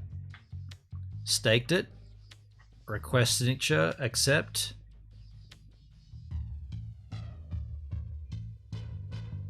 Transaction sent. Waiting for confirmation on chain. And we can check. We'll just check how much this did burn. Yeah, so we burned. Oh shit! We burned 14 TRX. We burnt 14 TRX to do that. Ah! Okay, I should have waited. I thought it would burn like 0.3 or something. It burned 14. Dude. Yikes. All right, well, we learned. You learned. You saw it. You saw it happen, folks. That's the point of doing this live to the freaking internet. Unless you've got 100,000 energy, which I do have, but it needs to replenish, you're going to burn 14.10 TRX. So just let that be a little reminder to you yahoos. I cop the loss, but you guys learn. I cop the L and you cop the L. I cop the loss and you cop the learn. It's all good. It's all good. Well, it's not great, but I'm not even sure what I'm looking at. Any word? So it's done. Oh, Comtech. Dude, Comtech just replenished the 14 TRX, dude. Thank you, my friend. Dude, just like that. And thank you, man. There's the 20. There's the 14 in the chat that I just spent to do that. So everybody calm down. Thank you, Comtech. Cheers, my friend. Calm your tits, everybody. It's all good. Oh, I gotta calm my tits. It's all good. So that's like about $1. I'm not too sure exactly what the value is at this particular stage. But thank you, Comtech, for replenishing it. Much appreciation. I can show you how that comes through. If you go here, back to my Tronlink wallet, you will see, refresh here, you will see available balance. That's the 149 that went out. It hasn't even come through here yet. The minus 14. Or does that not even take that out? You don't even see the minus 14 here yet, but you see the plus 20 there. Right there. That plus 20 is the 20 that Comtech just sent. Thank you, Comtech. So, how does that leave us here? If I refresh this, now go to rewards at the top of sun.io. Rewards. Here we are. Sun staking pool. Stake one currency and earn multi rewards. So click for more details about vests and locks. Here we go. Where the Sun tokens will be vested for 2 months, early exit will result in a 50% penalty. Besides early, so I'm reading here, Sun earned from staking LP can be vested to earn US dollar tether rewards. Where the Sun tokens will be vested for 2 months, an early exit will result in a 50% penalty. Besides earning TUSDT, users who stake and lock Sun can also earn and claim any penalty incurred above at any time. Vest or locks in the same cycle will expire the next. So these are my rewards here. Nothing yet. The earnings will add up. So this is where you come in, and what we'll do is sun.io. I guess I should bookmark this shizzle. Let me bookmark this. I'll just call it sun.io. Actually, I'll do it lowercase. And we'll check this on a weekly basis. So that is that. So what's happening basically? Just to cut a complex story down to the basis or the basics. By me putting my Sun tokens into this, I'm giving my tokens for the use on the Sun.io exchange. So I'm providing liquidity, I'm providing funding of my own for the site to operate. And by doing that, I get a commission off the top, if you like. Net TV's here. Man, that was way too complex for the average dude. Totally, dude. There's not a chance I'd have been able to work that out. Not a chance. Not a chance. By the way, stake and lock Sun deposit. In the text below the blue button, it shows the APY. In the text below the blue buttons here, APY is 6.44%. Stake and lock Sun. So we're always going to do stake and lock. We check these out here. The mining rules, stake and lock pool. We're always going to do these ones. So we're not going to be doing this guy here. We're going to be doing this guy. So the APY is 6.44% plus 82% of Sun.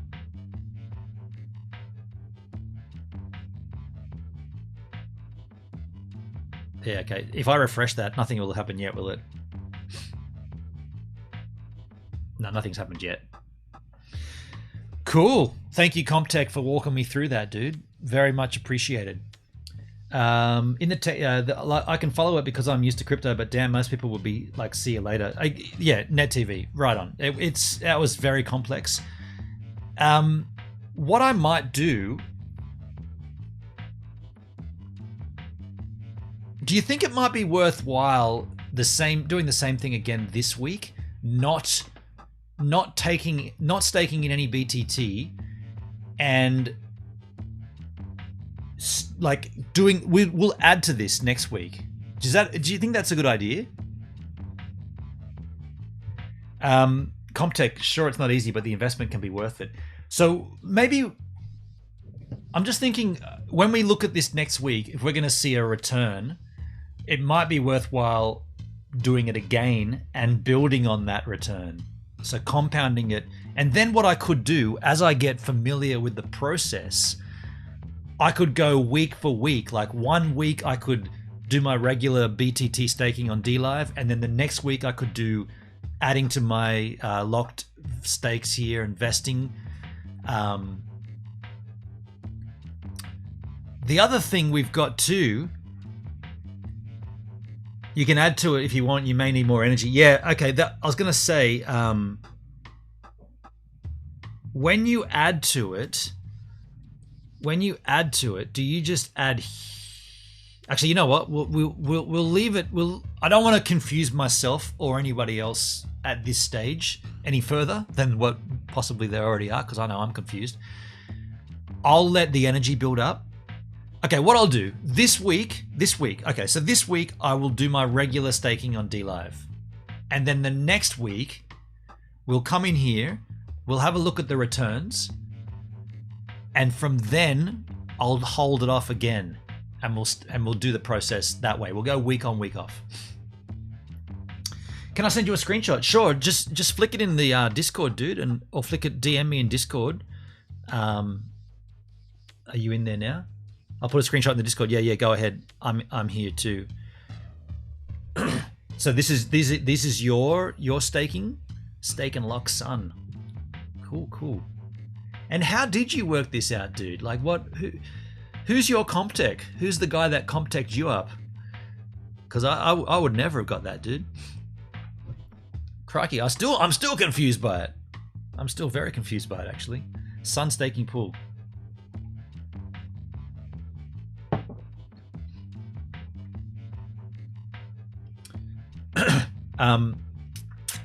So, just out of curiosity, let's just have a quick look at what my energy levels look like now, just after a little while.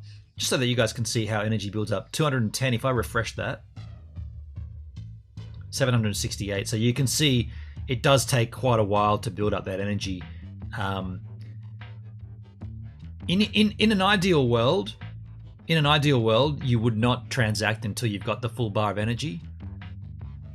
Maybe a recap. What is energy? So any word. So whenever you transact on the Tron blockchain, like any other blockchain, you need to pay gas fee.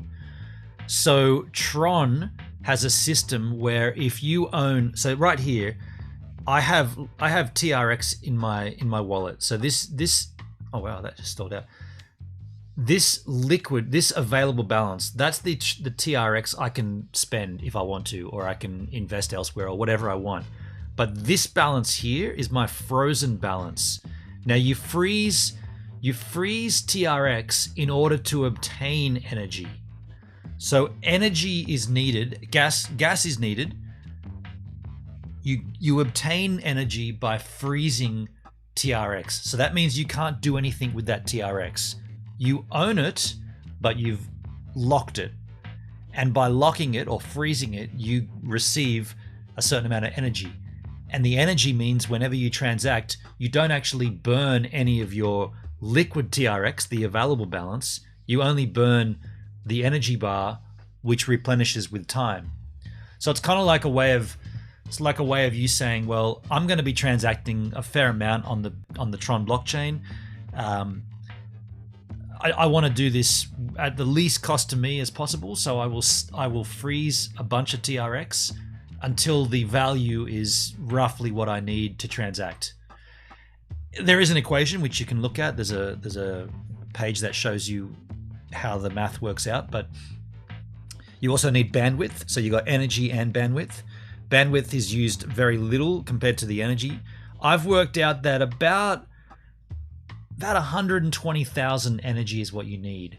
And that, to get 120,000 energy, you're looking at roughly 4,500 frozen TRX, roughly. So if you have enough TRX, you should freeze it, because then you can transact with no burning of TRX. And that's no different to any other blockchain. You always need to pay a gas fee to make a transaction. This is just how it works on the Tronlink on Tron blockchain and Tronlink wallet. Because of DLive, right? If you're on DLive, you're a streamer on DLive, and like I keep saying, I earn BTT, so I need to know how to stake on BTT. How to stake my BTT on DLive without copping any fees. The only way to do it is to have the energy up. Otherwise, every time you do that, you're burning liquid TRX, which is almost, you could look at it as counterintuitive. Why are you staking if you're just burning TRX? So you want to freeze some TRX so that you can always transact with no fees. I'll put a pic in text in the DMs. Cool. I'll grab it now, man. Here we go. Gotcha. So I'll open this up and show everybody.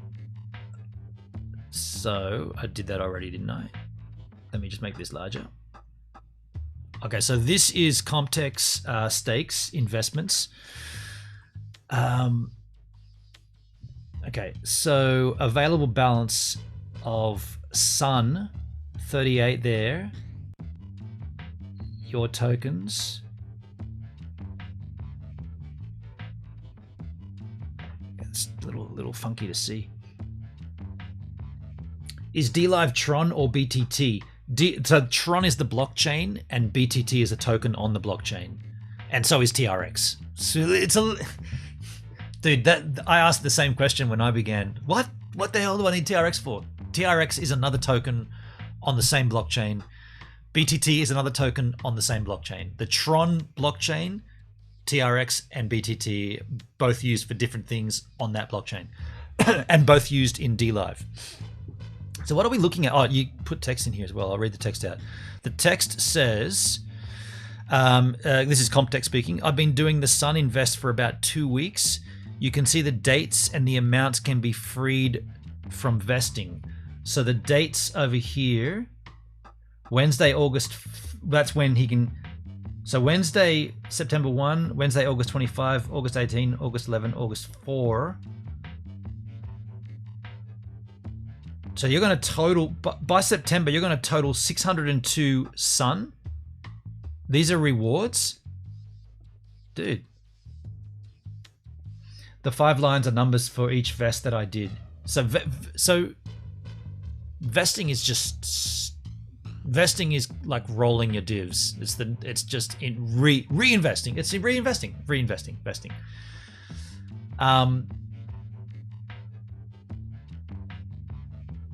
All available to draw without penalty, 0 Sun. Available to withdraw, 707 Sun. Yeah, okay. So how do I compare? How do we compare here? None yet. That's how we compare. Yes, earn rewards. Each line is the rewards. Total the numbers. Total the numbers up. 602. So 1,200. 1,300. So about 1,400 Sun. That's pretty cool, dude. That's pretty cool. I want to see something in there for me.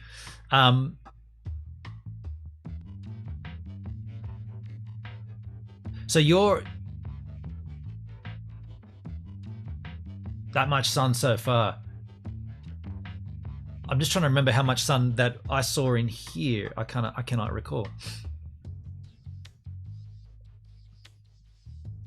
So you've basically, so I started with 460 Sun. Let's call it 450. So you've basically made double that amount.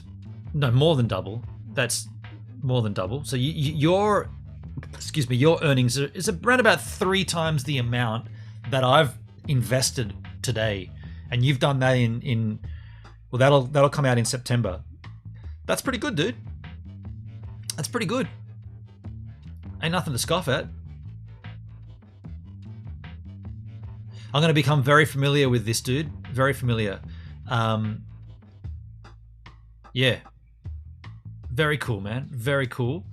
Let's I feel like we've naturally concluded that segment, the Sun.io Genesis staking.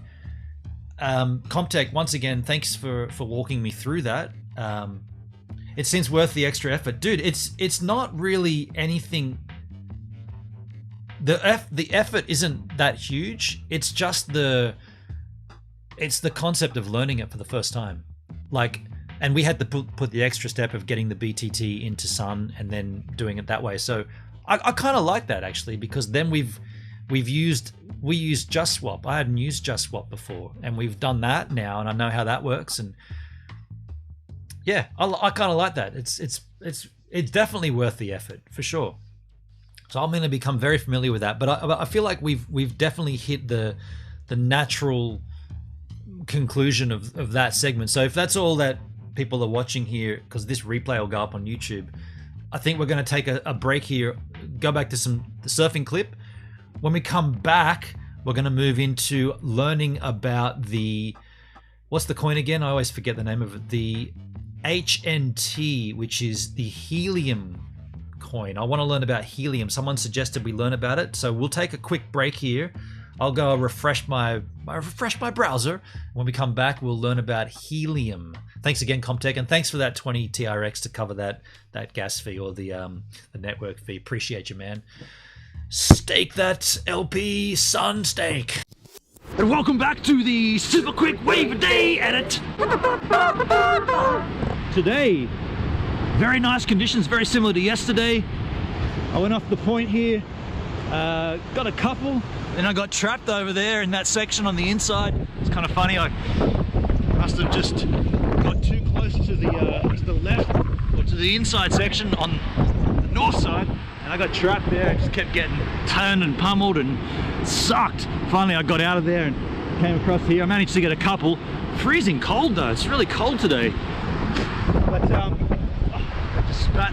My surf ended abruptly because red vest guy, so he was, look at this. Woo! Yes, yes! What?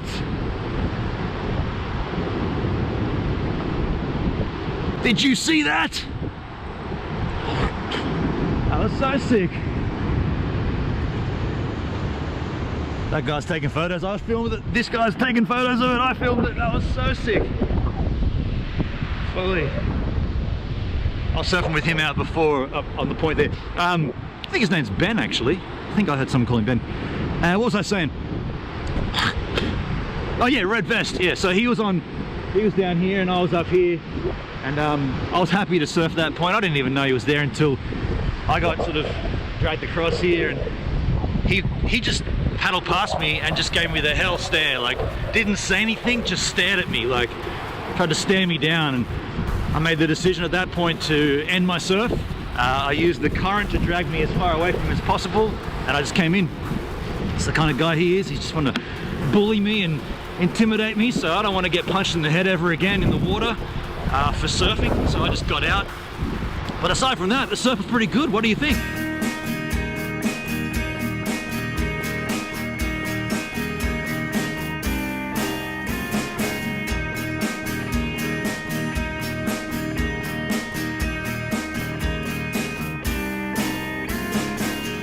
On another day, another week, in another year, I'm sailing with another me and another you and another we. I'm waving at another place, at another time, in another world. I'm sailing with another friend and another foe, with a rock and a soul. Good morning, Sunday. A lot of offshore wind, swell. Looks good. Got a left here, and then further down there'll be that right if I wanted to let the current drag me down. I'll stick here for the left to start with though.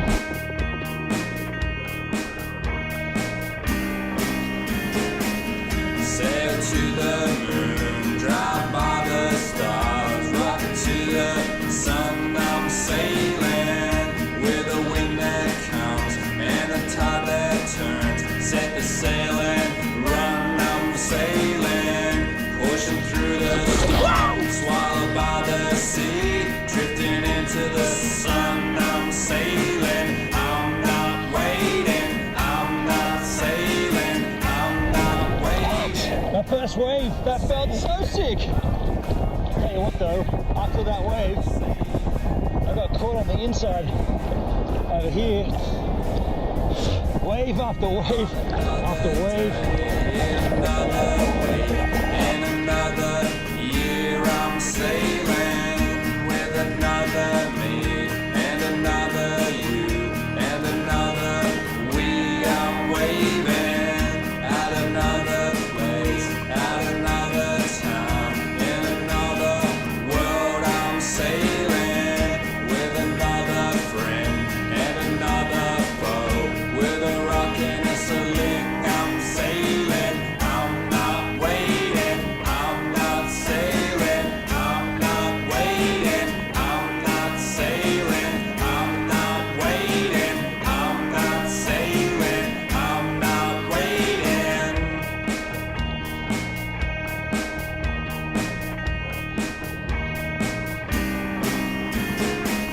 Sail to the moon, drive by the stars, rock to the sun. I'm sailing with a wind that comes and a tide that turns. Set the sail and run. I'm sailing, pushing through the storm, swallowed by the sea, drifting into the sun. I'm sailing, I'm not waiting, I'm not sailing, I'm not waiting, I'm not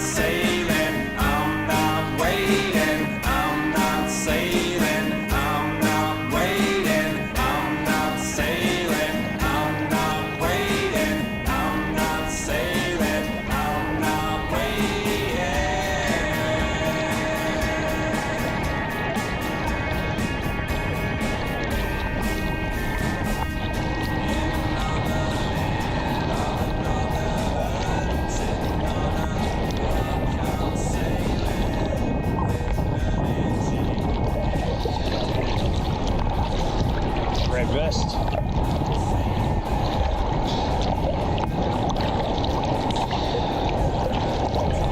Guess that's my surf done.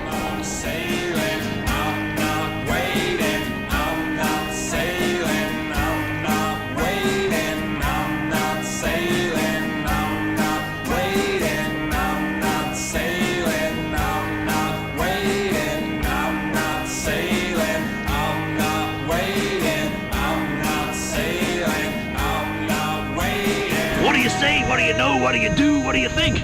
Pretty good so far. Good fun. Now look, while I sit down and think about how much fun that was, you guys can go back to the live stream.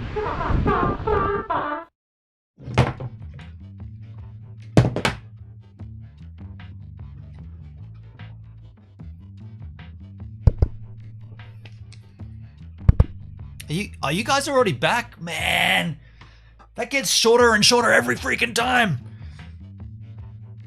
Yo, Voltsky with a 52 viewer host. What? Thank you, Voltsky.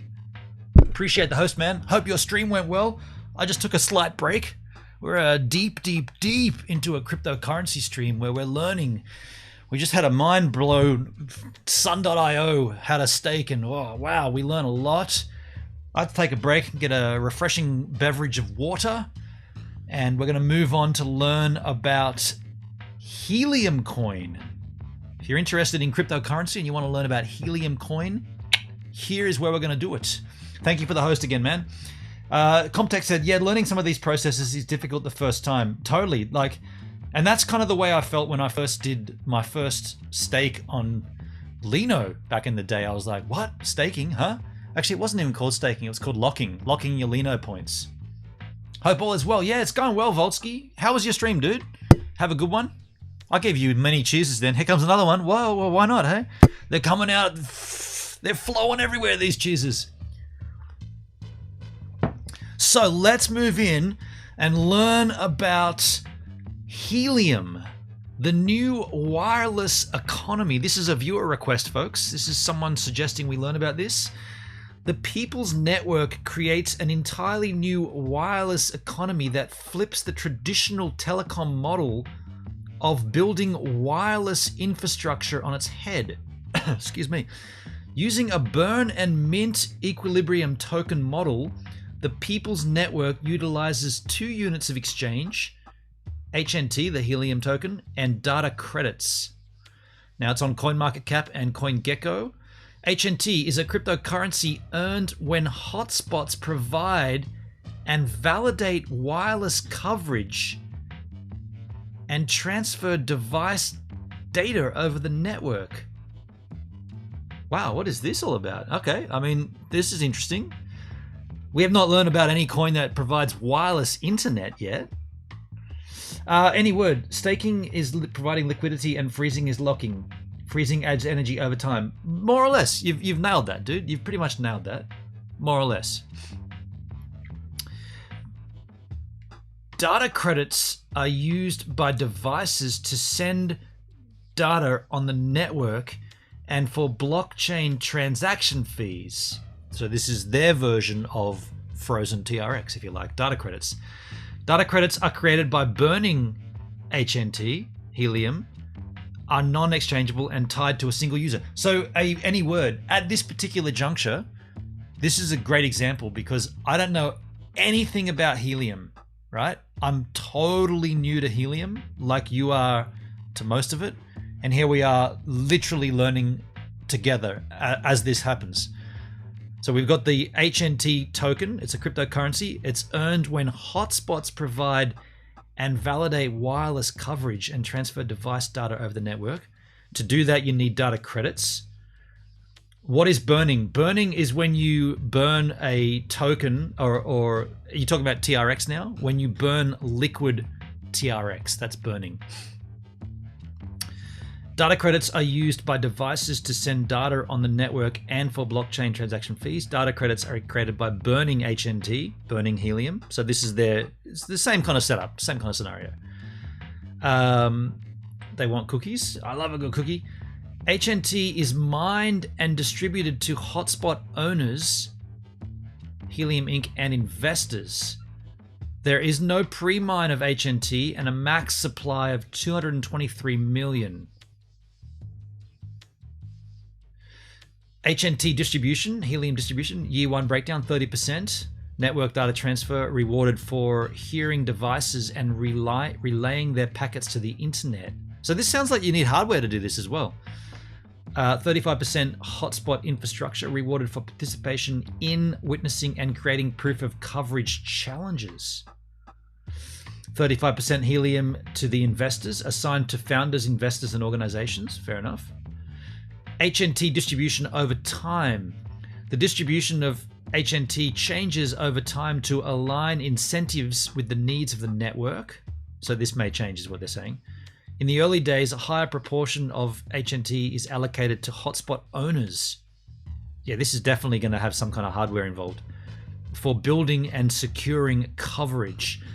As the network grows, hotspots earn more for transferring device data on the network, while Helium Inc. and investors earn less. After 20 years, distributions no longer adjust and remain fixed. Helium and investors, 100% over time. Wow! Wow! Oi, Roy Baser. Wow! Thanks for the lemons, man. Wow! How you doing, Royskis? Wow! Thanks for the lemons, dude. And the diamond. Thank you, my friend. Cheers. Network data okay, so this is over the course of the 50-year plan. Network data transfer rewards. Data transfer rewards are issued at a 1-to-1 ratio to HNT expenditure and are capped at 30% in year 1 of all minted HNT. The remainder is is granted to the proof of coverage, not proof of stake or proof of work, proof of coverage, as a bonus for providing early coverage. So I'm intrigued as to what hardware this is going to entail. There's a fish. Maximum supply. Net emissions. Net emissions effectively recycle the pool of burned HNT available for use in rewarding hotspots. Okay. Data credits are the only payment accepted to send data over the people's network. Data credits allow users to transfer bytes of data via Helium LongFi. What the hell's LongFi? LongFi. Not Wi-Fi. And use for blockchain transaction fees. The price is US dollar. 1 data credit equals a fraction of a penny. Like prepaid cell phone minutes or airline miles, data credits are non-transferable. Yeah. To acquire data credits, network users convert Helium to obtain them from an Helium owner. What was that noise? Any Helium converted to data credits is permanently removed or burned from the circulating supply. Burn and mint equilibrium. Burn and mint equilibrium, BME, is token economic structure utilizing 2 token types. Masari and multi-coin capital. Okay, I'm lost. Completely lost. So we do have, that's the website, but we do have a couple of videos here to explain this in 4 minutes exactly. Helium explained in under 4 minutes. This is from March this year. Is Helium a standalone blockchain? Well, Helium is the coin. So the blockchain we haven't heard about yet. The people's network, I guess, is the blockchain. The Helium is the token. Yeah, the Helium token, HNT, is the token, I guess, on the people's network blockchain. But let's see if this explains it better. What is Helium? To answer that, let's first talk about IoT, or the Internet of Things.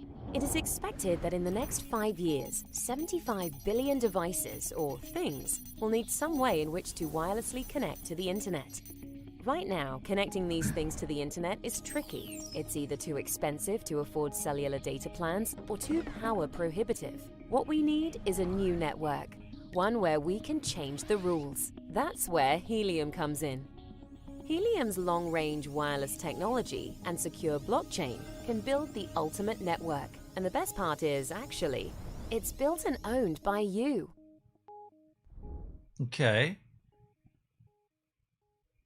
How do I build a network? Building the People's Network is easy. Simply get a Helium hotspot or build your own using open source software and off-the-shelf hardware.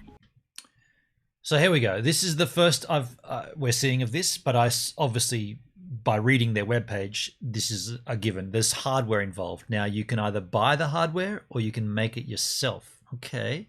Hotspots supply a low bandwidth internet connection over miles of range to thousands of devices using a wireless technology called LongFi. In exchange for building the network and providing connectivity as a service, hotspots mine HNT, a new cryptocurrency on the Helium blockchain. Unlike other networks. Helium blockchain. So the blockchain is called Helium and the token is called Helium? That's confusing. She did say that, didn't she? HNT. Building the network and providing connectivity as a service, hotspots mine HNT, a new cryptocurrency on the Helium blockchain. So she's calling it HNT. So HNT is not Helium, but the blockchain is Helium. Gotcha. So that answers your question, any word. Like other networks, the People's Network is paving the way to build wireless networks of the future by putting ownership in your hands while improving coverage and affordability for a new class of devices. Similar to other sharing economies such as Airbnb, the Helium blockchain enables a two-sided market and flips the traditional telecom model on its head. On the supply side, hotspot owners are incentivized to deploy a global wireless network, the People's Network, and provide connectivity in exchange for earning HNT. Who pays for the network though? Like, you're talking... So, sounds like they're talking about providing internet access for your neighbors. That's what it sounds like.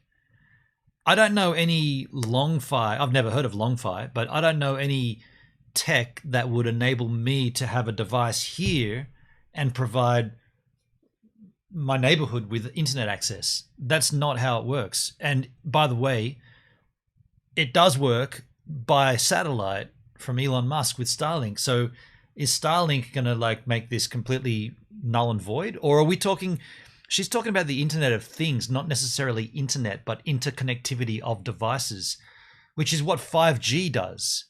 I kind of feel like this might be null and void before it even launches.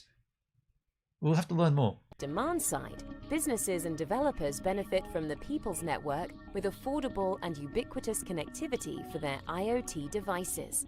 From scooter and pet tracking to environmental sensing and crucial healthcare monitoring solutions, a new class of devices finally have a way to connect over long ranges. Long ranges? What? This technology sounds incredible. Batteries can last years between charges, and costs are a magnitude cheaper than other cellular alternatives. Thanks to this unique incentive model, the People's Network is the wireless network that we've all been waiting for. Comtech, they may fold due to Starlink. That's exactly, yeah, my thoughts exactly. The thing is, they keep saying the People's Network. So this is relying on people to use the hardware. Starlink is probably high altitude balloons. Starlink is low Earth orbit satellites. Waiting decades for. The People's Network uses two units of exchange: HNT, a new cryptocurrency, and data credits. Hotspots earn HNT by transferring data from nearby devices. The more data transferred, the larger the reward. Hotspots also earn HNT by simply building the network and participating in proof of coverage. Proof of coverage, POC, is a novel work algorithm that autonomously verifies all hotspots are real and located where they say they are. Yeah, they're building a mesh network run by the people. It sounds intriguing. I don't think... Unless it can work in conjunction with Starlink, I think this will flop on itself. And I'm intrigued because I live in what would be considered a rural area. Population in this town is, they say 3,000, but that's including another town on its own, about 1,500 people. So you'd be very, very, very lucky to find another person who even knows about this in this town. In fact, they wouldn't. In order to send data over the network, devices must use data credits. Fixed in value, data credits are created by burning HNT, reducing the total supply to achieve a burn and mint equilibrium. Okay, well, hey, shut up. I love this. I love this about tech, that this sort of stuff pops up and exists. I don't see this working. Let's have a look at some Yahoos that have already used it. How much money did I earn mining Helium HNT over the last 30 days? This is from June 15 this year, a channel called Vosk Coin.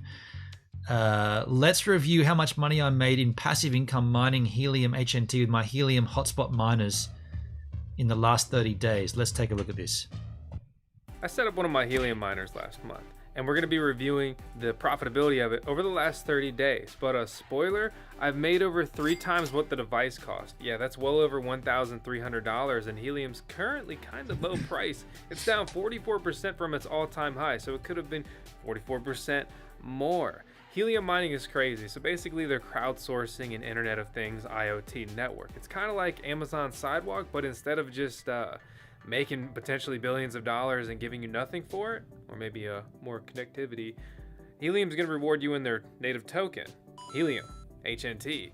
It's a startup company backed by Google Ventures, and it's one of the most profitable and interesting things I've ever seen come to crypto mining. But these miners are silent. They use like $1 of electricity a month. They're pretty small, they look good, you can put them anywhere, but don't take my word for it. Let's check it out. That's it?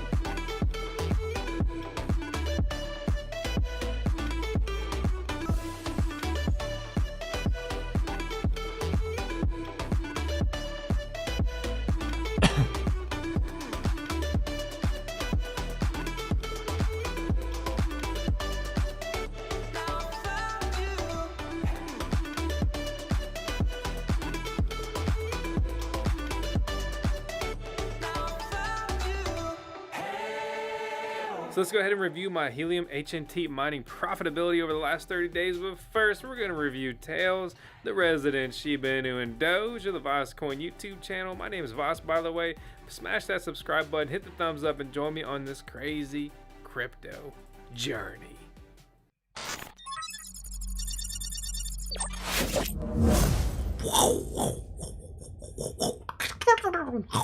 Watch out for scammers and impersonators. They're everywhere. I don't want to talk to you on WhatsApp. I don't use it. I'm not hitting you up from a Gmail. This ain't 2017. We're not just getting started. We got an official Vosk Coin email now. And we just put something pretty cool up for auction on the Vosk Coin eBay store. Link down below. The people-powered network. Yeah, we're talking about Helium again, but you know what? We're not even gonna get into everything else. We're focused on the mining aspect and really just the Helium mining profitability, which is, to be honest, been absolutely insane. Okay, so there's numerous miners. We'll talk about those shortly. But basically, you got proof of coverage, you got relay device data, and you've got consensus groups. But consensus groups are going away. Consensus groups are insane. Here's 2 instances of absolutely insane mining profitability thanks to consensus groups on Helium. This miner right here has earned me over $6,000 just in the past month. Easily the best miner I've ever had. I basically hit like the crypto lottery, and it's through Helium mining. I had one miner that you could have bought for like 300 bucks, and it made over $5,000 yesterday, or over 400 Helium coins. And I'm like, what? These devices also earn when they transfer data, but guess what? Helium's a startup, so that's just not really gonna be your moneymaker. But then you got proof of coverage, and that's where you gotta tune in. So this is the Helium Explorer, and they just launched a new version which is really cool. So this is like their normal block explorer, but you can also explore hotspots, the blocks, consensus groups, and you can click the map and look around in your region. This is critical to understand to project your helium mining profitability, right? And we go over here, and there's a couple ways to basically win, right? Okay, you build a tower, you get a nice big antenna, and you profit, which is exactly what's going on right here. So this is it's on the outskirts of Northern Virginia, but it's pointed at DC, where there's a lot of helium miners, and I have several miners in Northern Virginia as well. And we look at his witness group. These are just all of his recent witnesses. I mean, this is an absolute insane ping. Like, he's hitting on all of these. Some of these are very far away. That's a good setup. This guy knows what he's doing. But here is the Helium Explorer 2.0, and man, is this thing so much cooler. But before we jump into basically how to use this and how to hopefully project your helium mining profitability, before we go too deep into that, I just want to have a quick look at my opportunity in Australia. Explorer is what he said, wasn't it? Seems to be on top of his stuff, this guy. Yeah, for sure. Click to open a full screen interactive map. Let me guess, Australia will have none.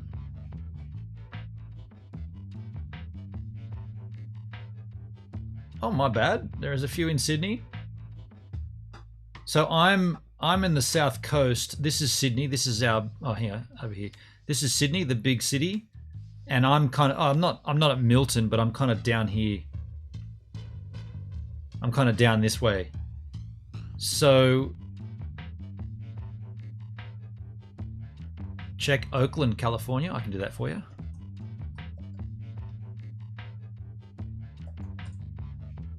I typed it in and it didn't do anything.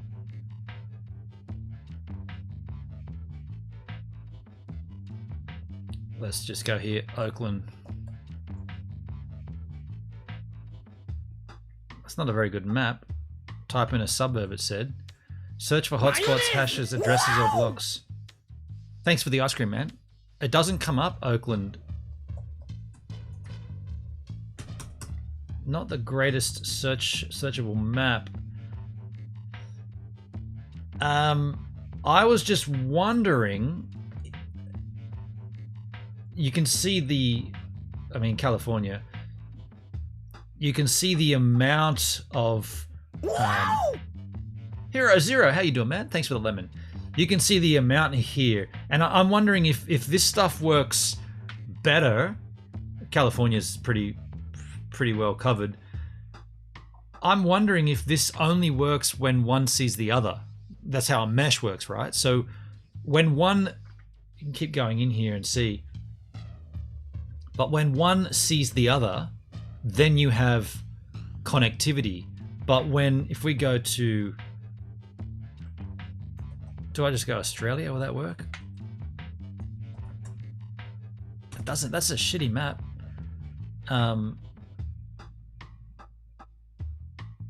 If we go right back out and we look at Australia,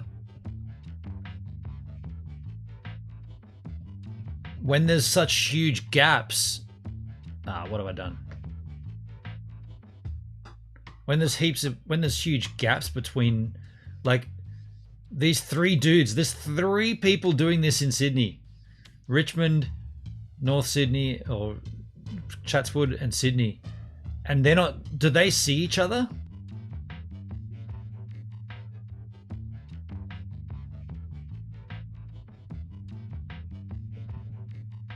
Interesting sky hedgehog. What about this one here? Furry magenta hedgehog. If there are a few of these long fire stations, you could make money, more traffic through your node.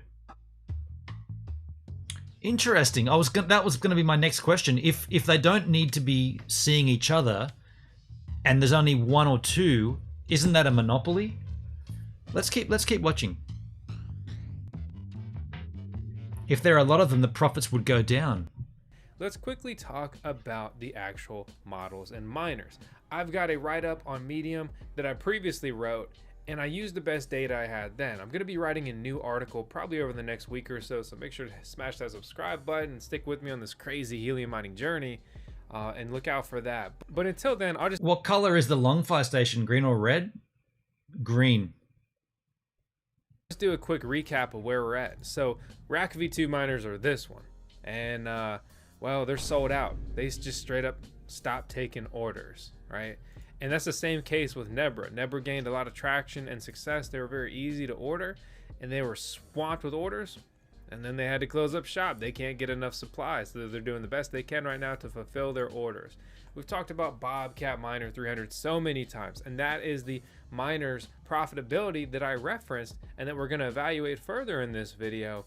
This thing has been incredible. The antenna is fantastic. Its mining profitability is absolutely awesome, and a lot of people have not ordered them, and they've chosen to order other miners that will all be delivered slower than the Bobcat. Just to be clear, if you want to get a helium miner as soon as possible, you order the Bobcat Miner 300. Okay, they only support 2 regions on their site right now, even though they have China 470 frequency available. But the key thing here is that you've got to pay with USDC. That's an ERC20 token, only on the Ethereum blockchain. You can withdraw USDC from anywhere, right? Any exchange, if you buy the coins and then you just add it to your cart, and we're going to make a full video guide because a lot of people have had issues with this. But because of that, less Bobcats have been ordered, and it's why they are getting us orders, so they're able to fulfill them. Plus, they are a manufacturing powerhouse. These guys literally specialize in manufacturing, and then they entered helium mining. So if you're asking which one I recommend, it's this one. It's also the focus of today's video. But there's a key note. So we recently talked about Synchro Bit, and we dropped our limited edition model, which just sold out like crazy fast, insane. It never even made it, barely like to the tube. But that's sold out, and they have US 15 and European frequency 868. But a key note that they have available to pre-order right now is AU 915. So if this guy's got his own version of this, his own branded version, he's obviously affiliated, right? Let's have a look at the purchasing the miners. Helium. Let's go back to Helium. Oh, that's just a map. Can't we go back to where we were? Bugger. History, coverage map. Where are we? Why can't we go back to... Here we go. Mine with radio. A new kind of crypto miner. Browse compatible hotspots. A world of hotspots. Since the approval of HIP-19, third-party manufacturers and vendors looking to produce and supply hotspots that mine HNT can seek community approval.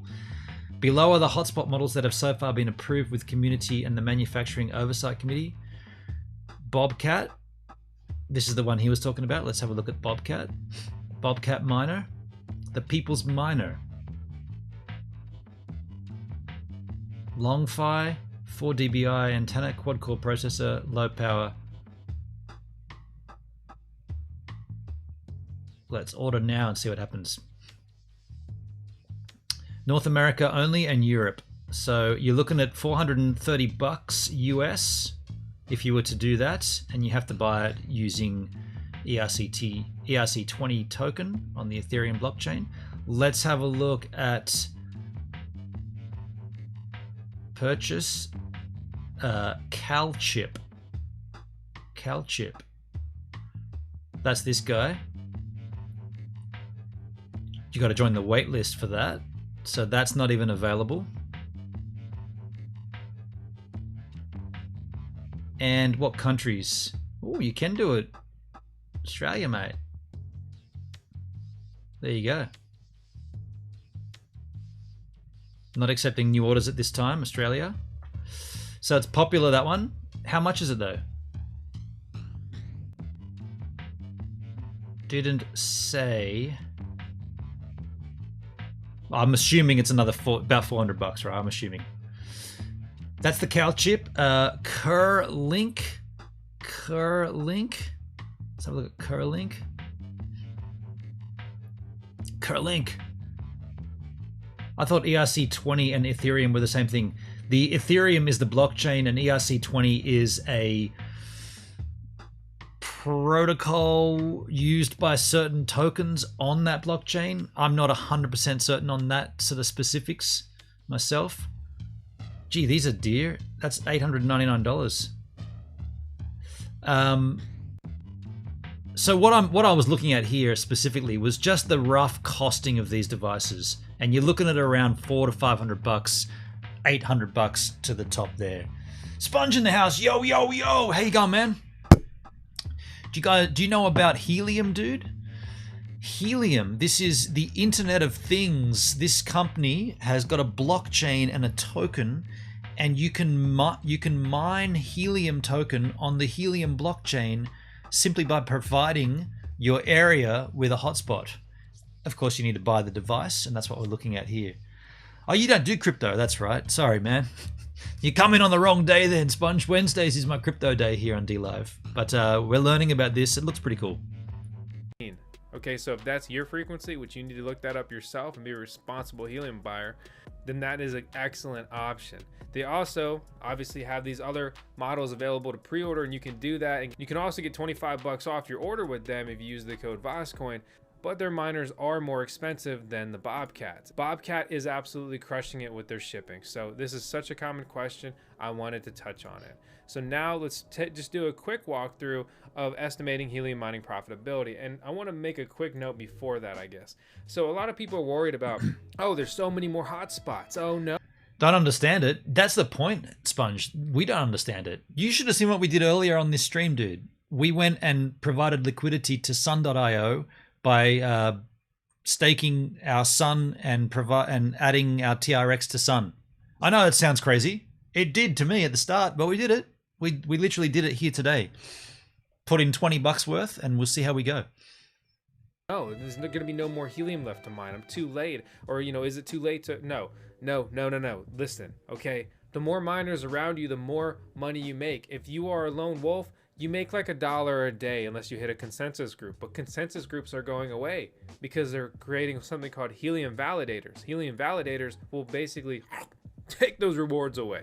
So you'll only be able to earn basically by building their network.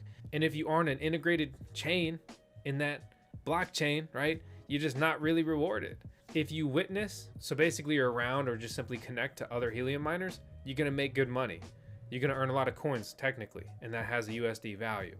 If you don't, you won't. But the key note I want to make here... So that sounds lousy for someone in Australia where there's no one around. Is that more miners mean that it's more likely that you're going to connect with more and have a higher likelihood of earning good mining profitability.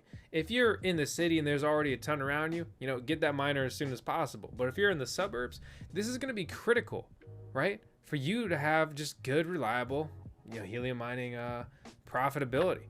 Also, there's the halving. This will reduce rewards by half. That's okay because historically, halving has absolutely skyrocketed prices as just cryptocurrency and time moves forward.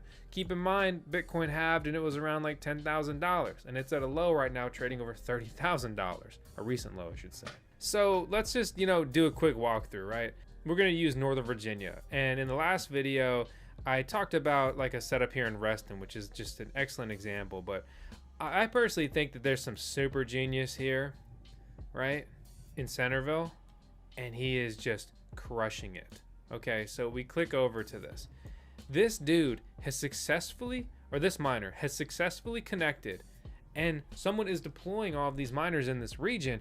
He is witnessing all of these. I mean, he is the hub, right? So this is basically ideal scenario, is to build a hexagon around yourself. It's all about hexagons, you know, a basic understanding of this. It's just, you know, keeping it simple, right? Hex. So look at this. Helium. Like, this is almost like picture perfect.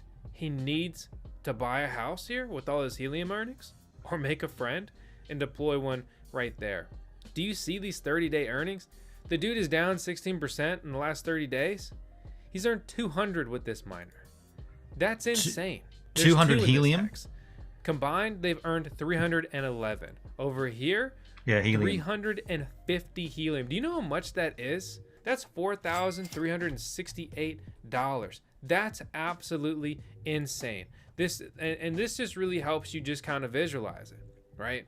So again, this is literally an ideal scenario.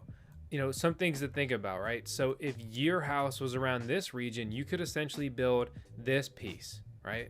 Or you could build this piece or this piece, or really, if you could go ahead and deploy one in this tile, right? You could splice into his rewards.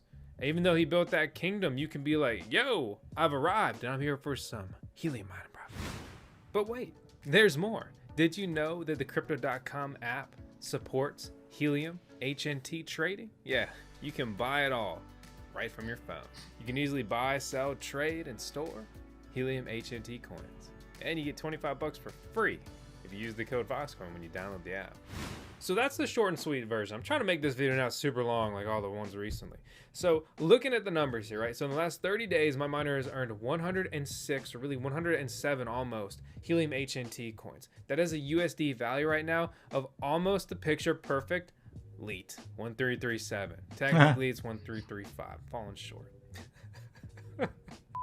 This is all happening with only 2 witnesses. And there were a couple of days that my miner had blockchain issues because the Helium blockchain has just really been causing issues for some miners recently. So a couple super quick troubleshooting notes is if your miner is having issues syncing, plug it in with Ethernet, okay?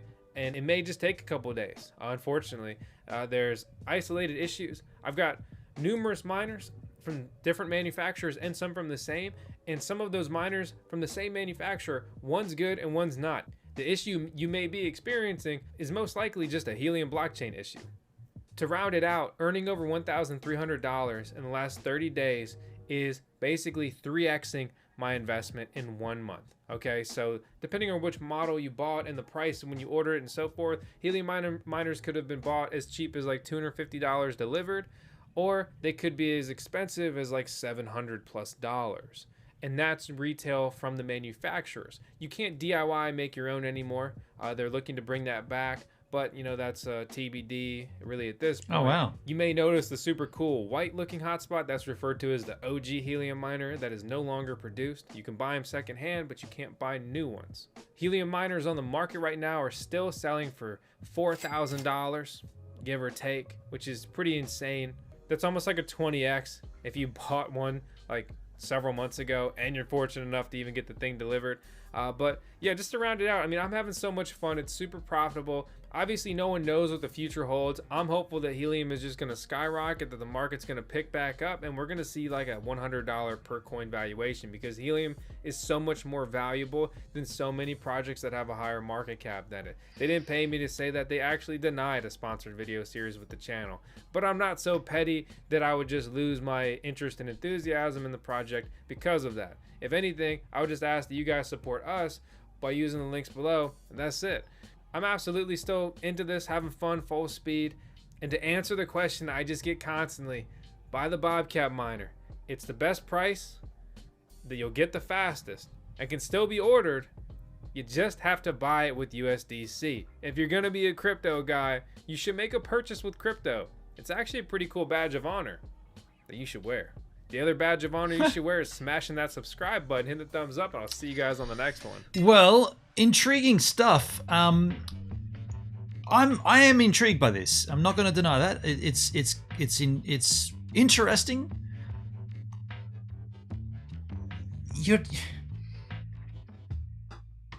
You're talking about hardware. You're buying hardware.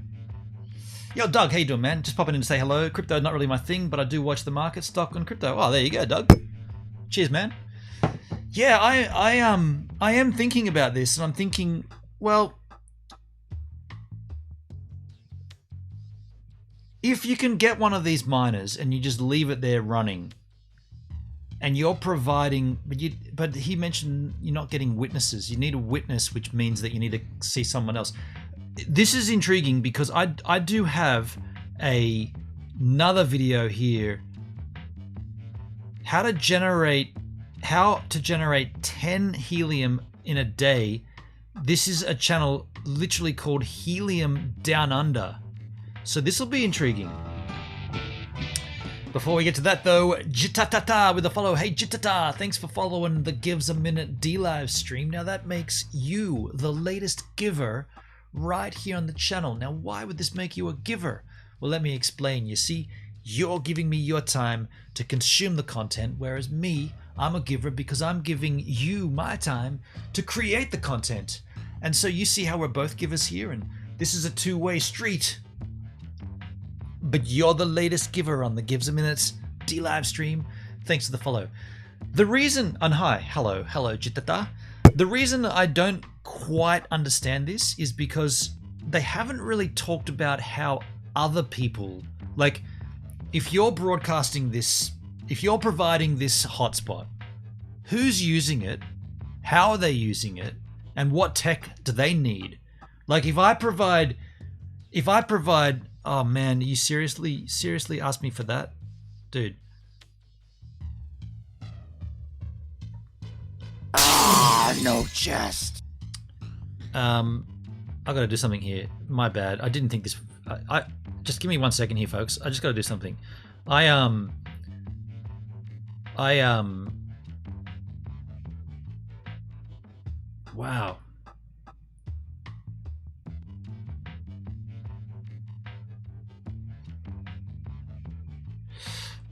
I made a change on my stream deck, and I didn't expect someone to come in chest begging, so I hadn't set this one back up, but I'm going to set it up right now on the fly. Yeah, just give me a second here. I genuinely haven't had one of these in so long. I thought, no, I don't have to fix this before the stream. I was like, yeah, we'll be good. We'll be good not to bother with this. But here you go. There's an instance where you said you won't need it, and bam, you needed it. And that should fix it. That should have fixed it. So, in regards to the chest, no chest. Fixed it. Yeah. So I don't understand. You make this network. You're the node. You're providing the hotspot to the area. Who's using it? How are they using it? And what tech do they need to use it? That's what no one said anything about that yet. This channel, Helium Down Under, this video is aimed at those in Australia and New Zealand as well as any part of the world that is just getting started with helium. Interesting. Let's take a look. It's a live stream too. And welcome folks to the first of our Helium Down Under video tutorials. My name is Ian, and G'day, Ian. I will be aiming to produce a bunch of ongoing video tutorials on the Helium opportunity. Helium is at 13 bucks right now. Wow, dude. So you earn 10 of those a day. That's pretty cool. This video, how to generate 10 helium a day.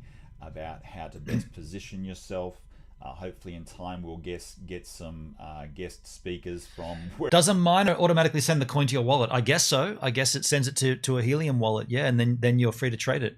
Wherever they may be, but right now, let me show you what we are dealing with here in Australia as far as helium. There we go.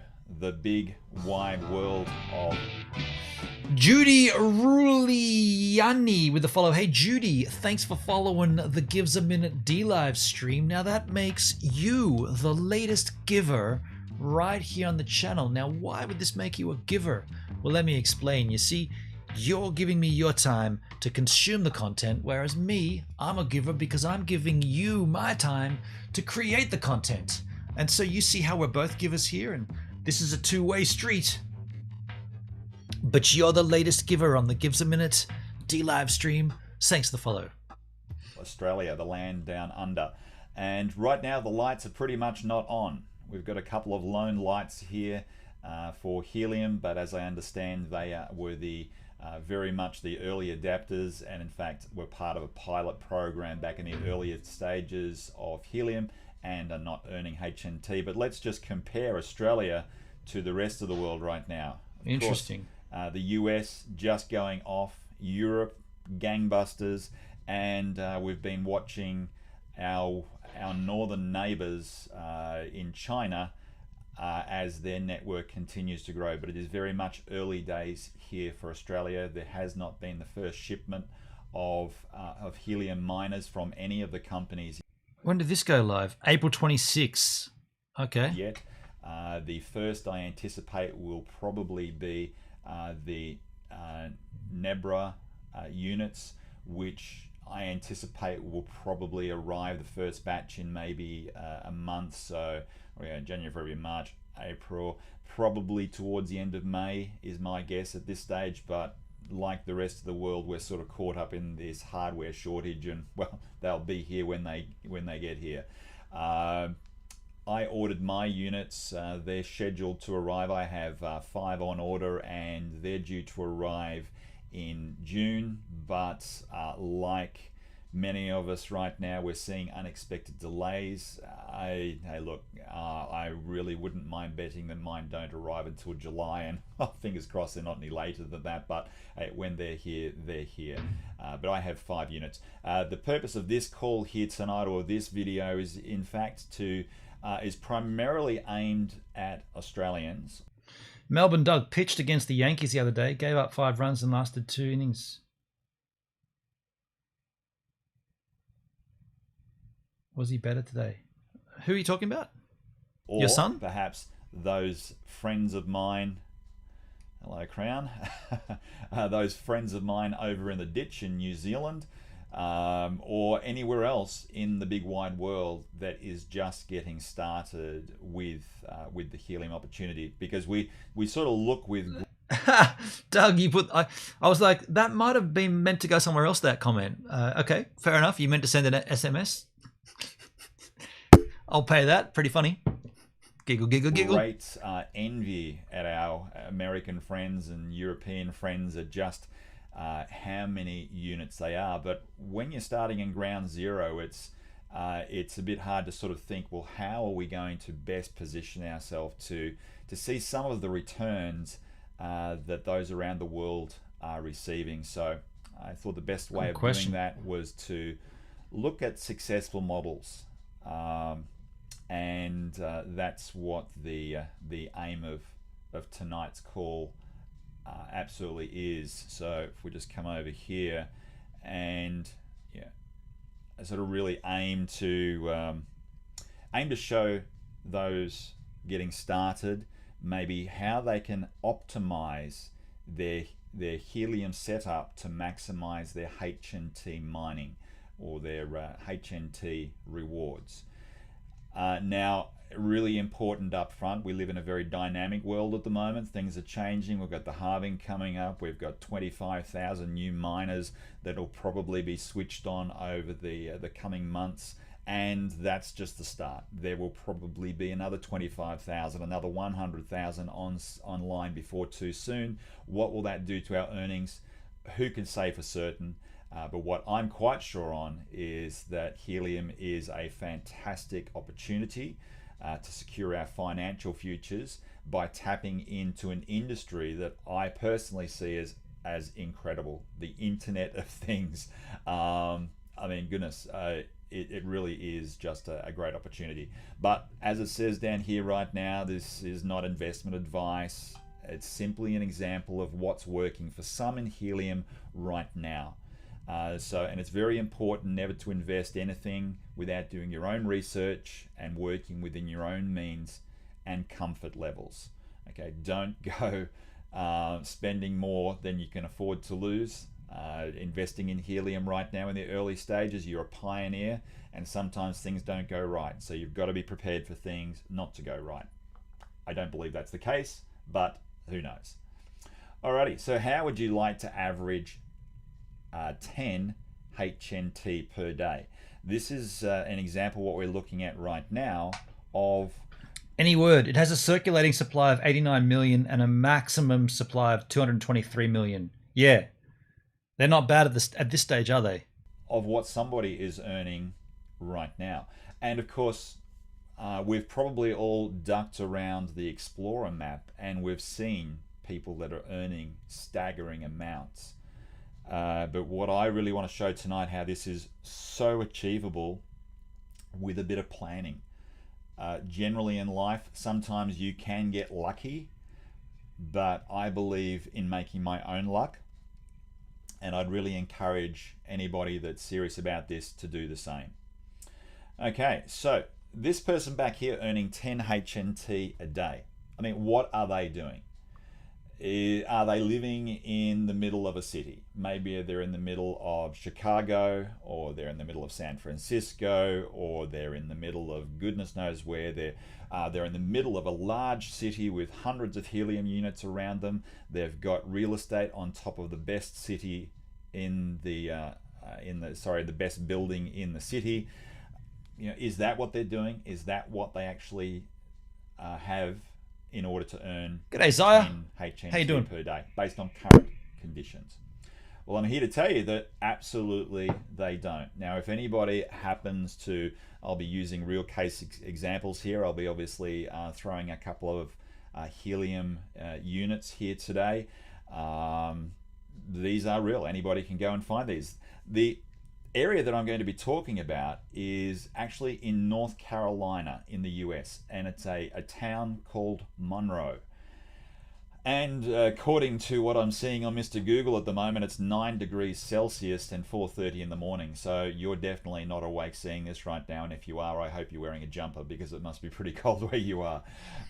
That's a sweater for those Americans. Now, Monroe, what sort of dynamics is this city?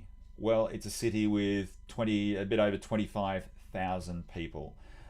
So it's not a huge city by any means. By Australian standards over here. That's massive. My city where I live, my town, barely has 1,500 people.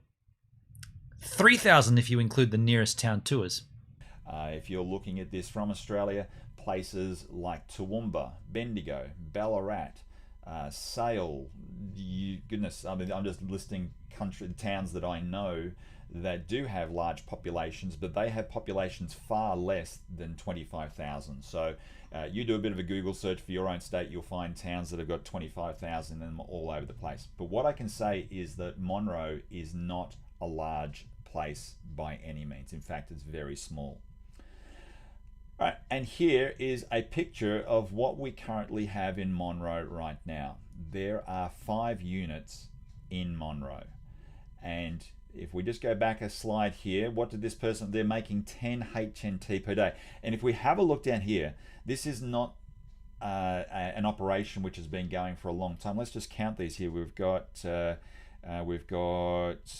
this is how many days have they been running at the time of recording. 1, 2, 3, 4, 5, 6, 7, 8, 9, 10, 11, 12. So let's say they've been running for approximately 2 weeks. This is a brand new operation effectively. So if it's working in Monroe right now, there's no reason that the same thing can't happen for any of us here in Australia as our units start to arrive New Zealand or anywhere else. In fact, see, this is what I don't get. Like he's literally looking at an example of one that's surrounded by 4 others. If I was to get one, I'd be the only one. For sure, I'd be the only one. It's making about $130 a day. Yeah, not bad. Not bad. In fact, this is totally applicable to anywhere in the world, whether through it's Europe, whether it's in the US. If you are in an area right now that has got minimal coverage, you can set up this same thing for yourself. Okay, so there are 5 units in Monroe. There are actually 4 of them that belong to the same wallet or the same person owns 5 units. There is a 5th unit which I'm not entirely sure. Maybe it just seems too coincidental to me. It's too perfectly... These names that they give them: special lava parrot, thankful taffy shrimp, special latte millipede, cuddly blood grasshopper. They must be just generic names that they pop up, right? It's kind of cute. Located. So my belief is that probably the 5th unit is a friend or family member of the person that owns the 4 wallets here, but it just doesn't show up in this wallet. So here's the 4. Now you may also be thinking, well, maybe Monroe is a place that has got, you know, really tall buildings or lots of towers, and these people have got really great, tremendous setups that are enabling them to earn 10 HNT per day each. Okay, so that's not a combined here, this is 10 each, and given that 4 of them are owned by the same person, that's 40 HNT per day on average that this person is earning right now. It just absolutely blows my mind, and I just get so excited at what's going on here. All right, so let's have a look. Now, these are Thank you just for the lemons. examples Cheers. Of using Google Street View, of looking in the general streets where these units are located. Now, I did this not to identify the exact houses. What I really wanted to identify is there something special about Monroe that was allowing these sorts of results to be achieved?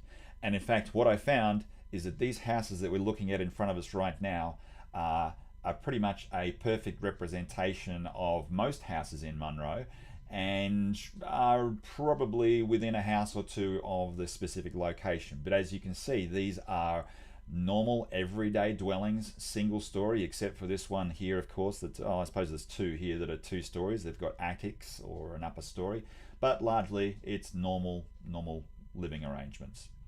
Okay, so let's go G'day, Woz. How you doing, man? Slide here for you heard of this before, Woz? Mining Helium HNT token using hotspots. Something I've never heard of. The Internet of Things, they're creating a mesh network, and this is an Aussie guy looking into it, how it would work in Australia when there's no one around you doing it. Just talk about what our people have done here. So let's just zoom into our map.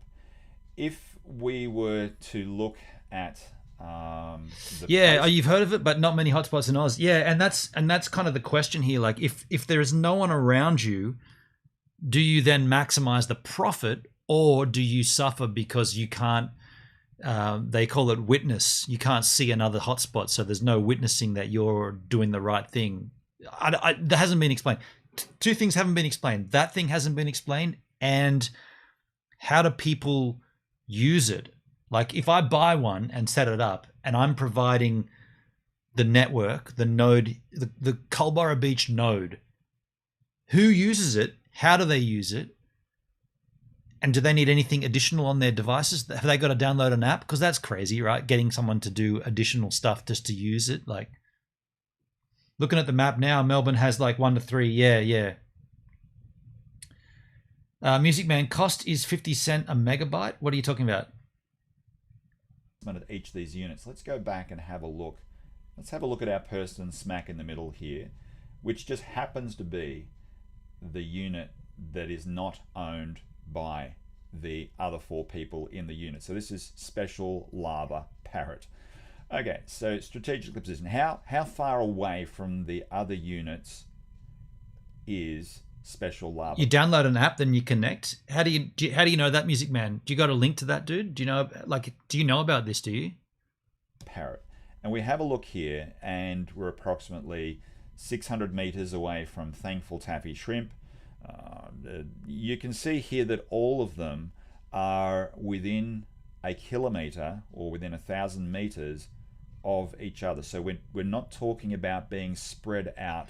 How much? Yo, Volsky, thanks for the sub, dude. Appreciate the sub, man. How many meg does an IRL use? Times it by. What are you talking about, dude? That's not what this is, man. This is the Internet of Things. It's not necessarily data. It's not necessarily providing internet access for people. That's what I'm not 100% sure on, how people use it at the user end. All over the place. Now, do they have external antennas? Now, my particular setup here in Australia is I do have external antennas. I have 5, I think I mentioned it at the start, I have 5 Helium.com, put your hotspot to use.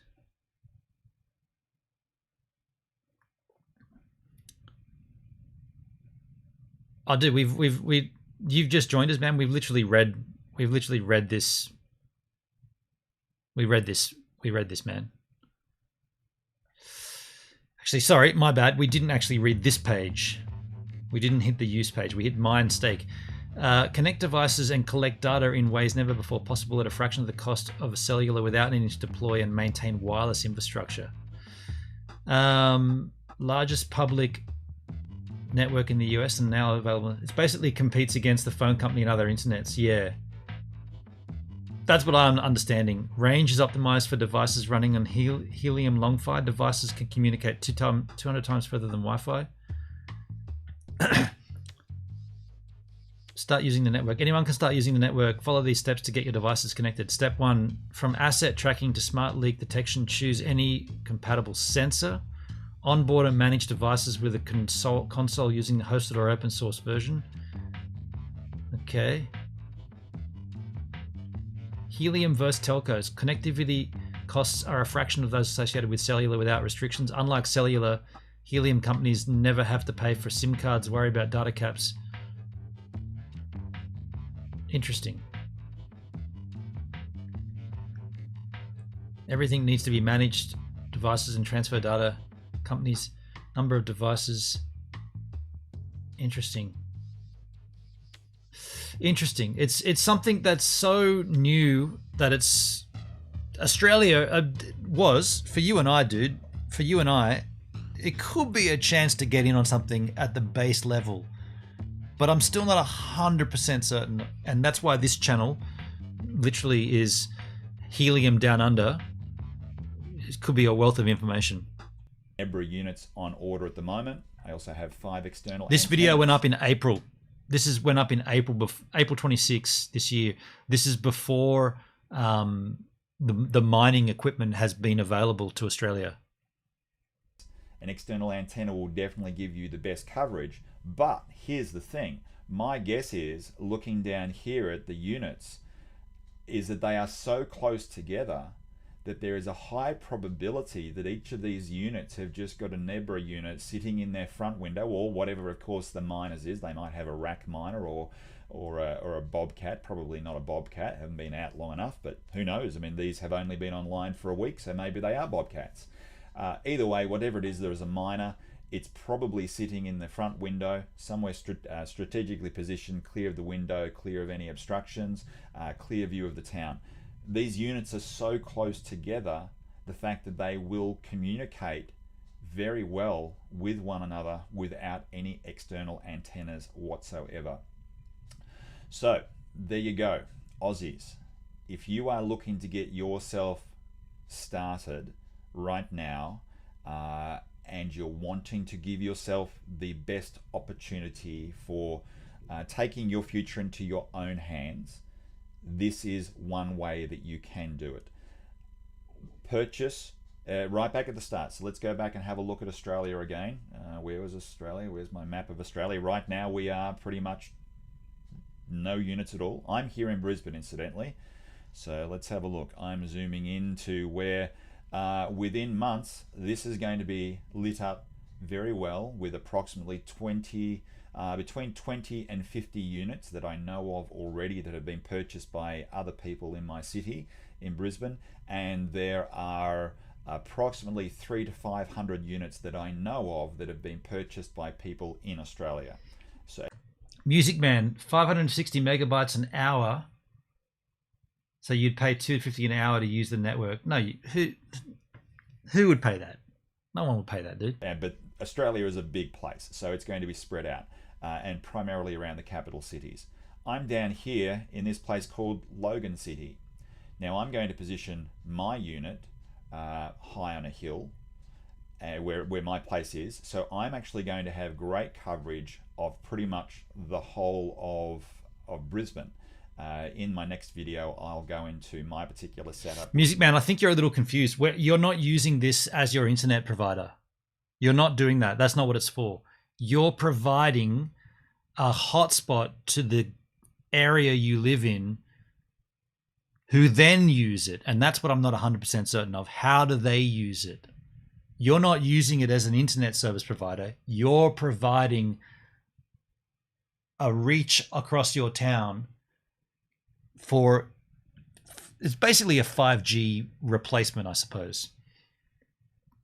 My projected RF modeling that shows where I will likely be reaching with my And external they use it antenna. by paying for it. I don't think that's how it works, man. I'm not 100% certain, but I haven't heard anybody say that yet, and we've watched 3 or 4 videos now.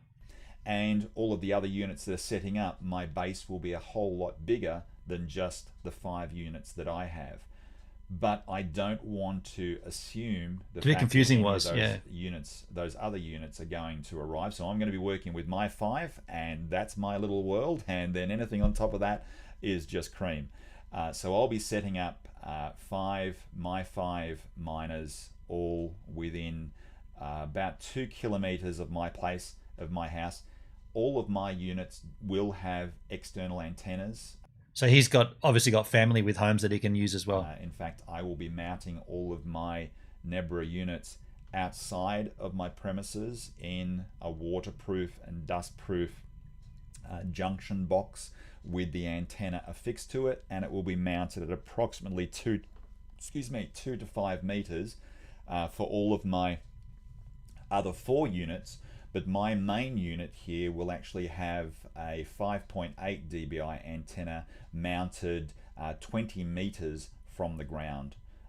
So it's going to give me really fantastic coverage at the suburbs. Any word, you might have to set up multiple bobcats at your neighbors' places. That's and that would eliminate me, right, in this town. That's what it's kind of what I'm trying to grasp here. Like, is it worth doing just one in your town and basically covering the town? Because right now I'm using 4G with the MIMO antenna array pointing at the tower, which is about 3 kilometers away, and I get great signal here. I've dropped 0 frames here, 0.0%, 3-hour stream, no dramas. Could I blanket this town in Helium? Is anyone going to even use it? That's my question. And just by providing it, do I earn, or is it got to be a use case? But I'll have my 4 all mounted in a similar way to Mr. Lava Parrot here. They will all be within their app is on the Play 1.5 Store, right? kilometers of one another. So what will my income be in 3 to 4 months' time when my units arrive and when they are all synced and ticking along on the Helium network and the Internet of Things? Will I be earning, let's go right back to the start here, where's our slide, will I be earning 10 HNT per day? Well, of course, we've got the halving coming up, and there are going to be a bunch of other people coming on board. As I say, hundreds of thousands of units likely coming on board in the not too distant future. So it's probable that I won't be earning the 10 HNT per day, but it's likely that this particular person here likewise won't be earning 10 HNT per day. However, it's an even playing field, and the future isn't written yet. There are many people that I have seen via the looking at the Helium Explorer and really getting firmly involved in the the different forums online. There are a lot of people that, in my opinion, at the moment are maybe not doing this as smart as they possibly could. There's not really a whole lot of thought going into it. It's just buy a unit, throw it in the window, and hope for the best. And well, quite frankly, buddy, unless you own 5 houses within 5 blocks of each other, what other option do you have? This guy probably is a real estate guy. He probably rents out houses in Logan City. He's probably got a bunch of units that he's going to go and he's like, well, I own this. I'm going to install a unit on that, regardless of what you say. So not everybody has that luxury, glasses boy. When you make 0.2 Helium, complaining, wondering why it's not going right, I think a bit of foreplanning here, looking for the locations where you can tap into an existing network. As I say, here in Australia, we don't have a network. We're starting from ground zero. So it's an opportunity for us to build from the ground up. In another 6 months, just contradicted himself. Time, the strategy will change. It will be all about looking on the map, looking for the areas that maybe have coverage in place and looking to put units in to supplement those. Now the question has come from many in our own Aussie group here when I've mentioned that I have. Davo, be careful with this. I don't want to get you in trouble. Me get in trouble for what? How much is one of those magic boxes? It looks like about $400 was about for the, what was the one? Bobcat. We looked at the Bobcat. This guy here, the People's Miner, this one here.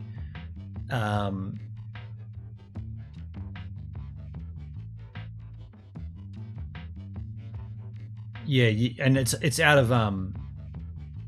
of stock right now, and you have to buy it on the blockchain, and it's only America and Europe that can buy them at the moment.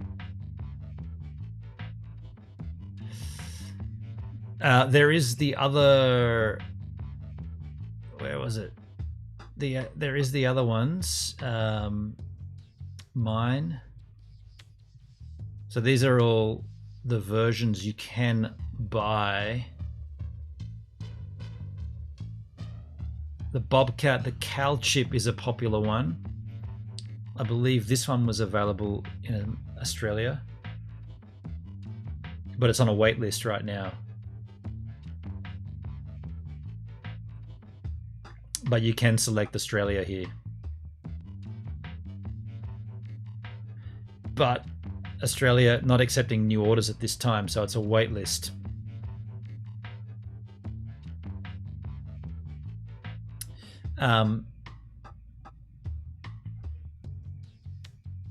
That's the other video we already watched. Got 5 helium units coming. Where am I positioning them? Am I putting them all at my home? Well, no, of course, I'm not putting them all at my home, because if I did that, I'd still be earning 0, because you can't have your units any closer than 300 meters together. If they're any closer than 300 meters, your units will still work. They'll still provide coverage out there to the Internet of Things, but the formula, the algorithm will not reward you. They're too close, so you'll be knocked out and you won't be earning for that. So I'm going to be positioning them. I've got 2 friends that live in my general neighborhood, because this is the town I live in. I know some people. I'll go and position a couple of units there. That leaves 2 spare. Davo, I was talking about this video and what I'm hearing. What video? This video? Davo, are you talking about this video? And I know through doing my own RF modeling, my RF signal modeling, where I ideally need to position them. So I'm going to start hunting for hosts. And those hosts I will be rewarding initially with a $50 a month guarantee and offer of sharing 50-50 with whatever HNT rewards I get, and obviously transferring those. Imagine door knocking your neighborhood with that offer. Yeah, if you let me plug this into your house, it doesn't use much power, by the way. I'll give you $50 a month. Across to them, or even just paying them in Aussie dollars if that's what they want. I'll negotiate whatever deal I need to with those people, but I'm only looking for 2 households. And I figure out there's other entrepreneurs just like me who would love a way of earning great passive income just by sticking a little box on the side of their house. It's profit sharing. Well, that at that point it is, but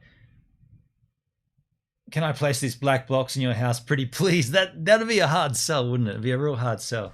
So that's how I plan on doing it. They're not going to be. Davo, I'm not too sure why you be more careful with this, mate. I don't want you to get you in trouble. Why would I get in trouble watching this video? Imagine trying to explain it right. All at my house, they are going to be spread, and they'll be spread around my suburb, all within approximately 1 to 2 kilometers of my home location. The extension of that, and here's the exciting bit, is as the network starts to grow, so maybe the people that I host my units at see the income potential and get their own helium units. So that will obviously take 3 to 6 months for them to arrive with the current delays on hardware, etc.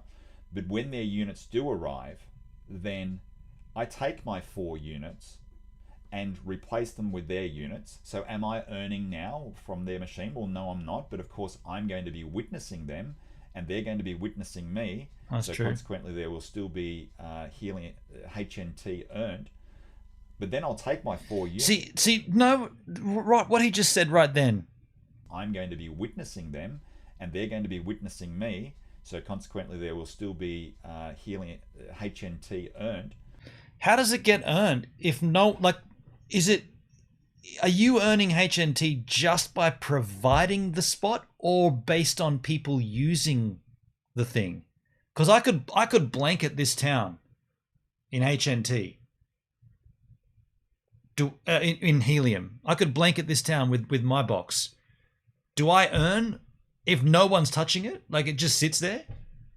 Doesn't make any sense to me. No one's explained that. You're earning based on the usage or the provision of it. I think he said it's just. I think it's POC, provision of coverage or proof of coverage. No, Gibbs, you can watch it, but to me, might be telling the truth or not telling the truth. Okay. Well, we're learning about it. It's good to learn things. It's proof of coverage. From memory, it's proof of coverage. Helium mine. A new kind of crypto miner. Mining is done by installing a simple device. That's it. Hotspot provides miles of wireless coverage for millions of devices around you, and you are rewarded for doing this. And because of an innovative proof of work model, we call it proof of coverage. Your hotspot only uses 5 watts of energy. That's pretty rad.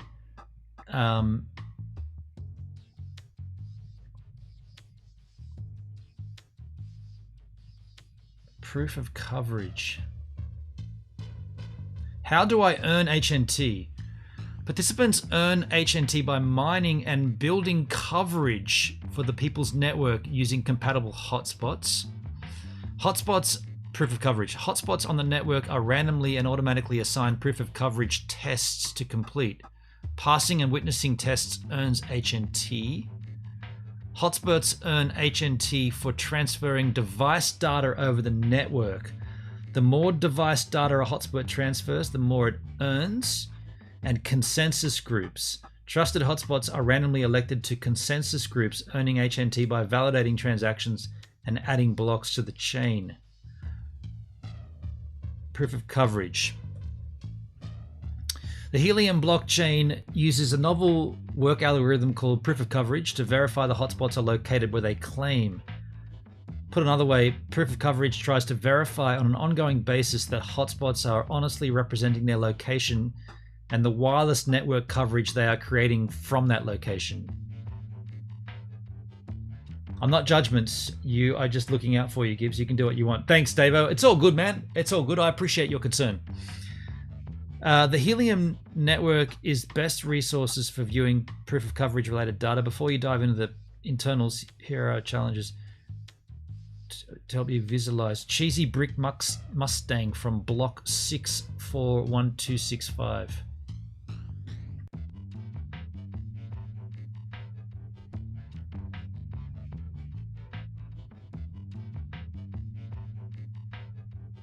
Okay, so that had a line of sight to another one. And this one has a line of sight to multiple other ones. That's the thing. The Helium network is a physical wireless network that succeeds based on the amount of reliable coverage it can create for users deploying connected devices on it. The hotspots. As such, it required a work algorithm that was built for this use case. Proof of coverage takes advantage of the unique, undeniable properties of radio frequency to produce proofs that are meaningful. Using these properties, the blockchain is constantly interrogating hotspots with the POC challenge. The ultimate power of POC lies in the fact that the data generated... Okay, these are the POC challenges. The challenge is the discrete unit of work. Okay, hotspot roles, challenger, transmitter, witness. So it's not mentioning usage. Like, it doesn't look like, from what I can understand, it doesn't look like you don't earn HNT based on someone using the network you create. You earn HNT by providing the network, and then use case for people using it is what they're going to build on later, but getting the network together. But the key word, network, one has to see the other. Otherwise you've got a lone wolf. You don't have a network. If I put one here and I blanket this town, and there's none more until Sydney, 200 kilometers away, that's not a network.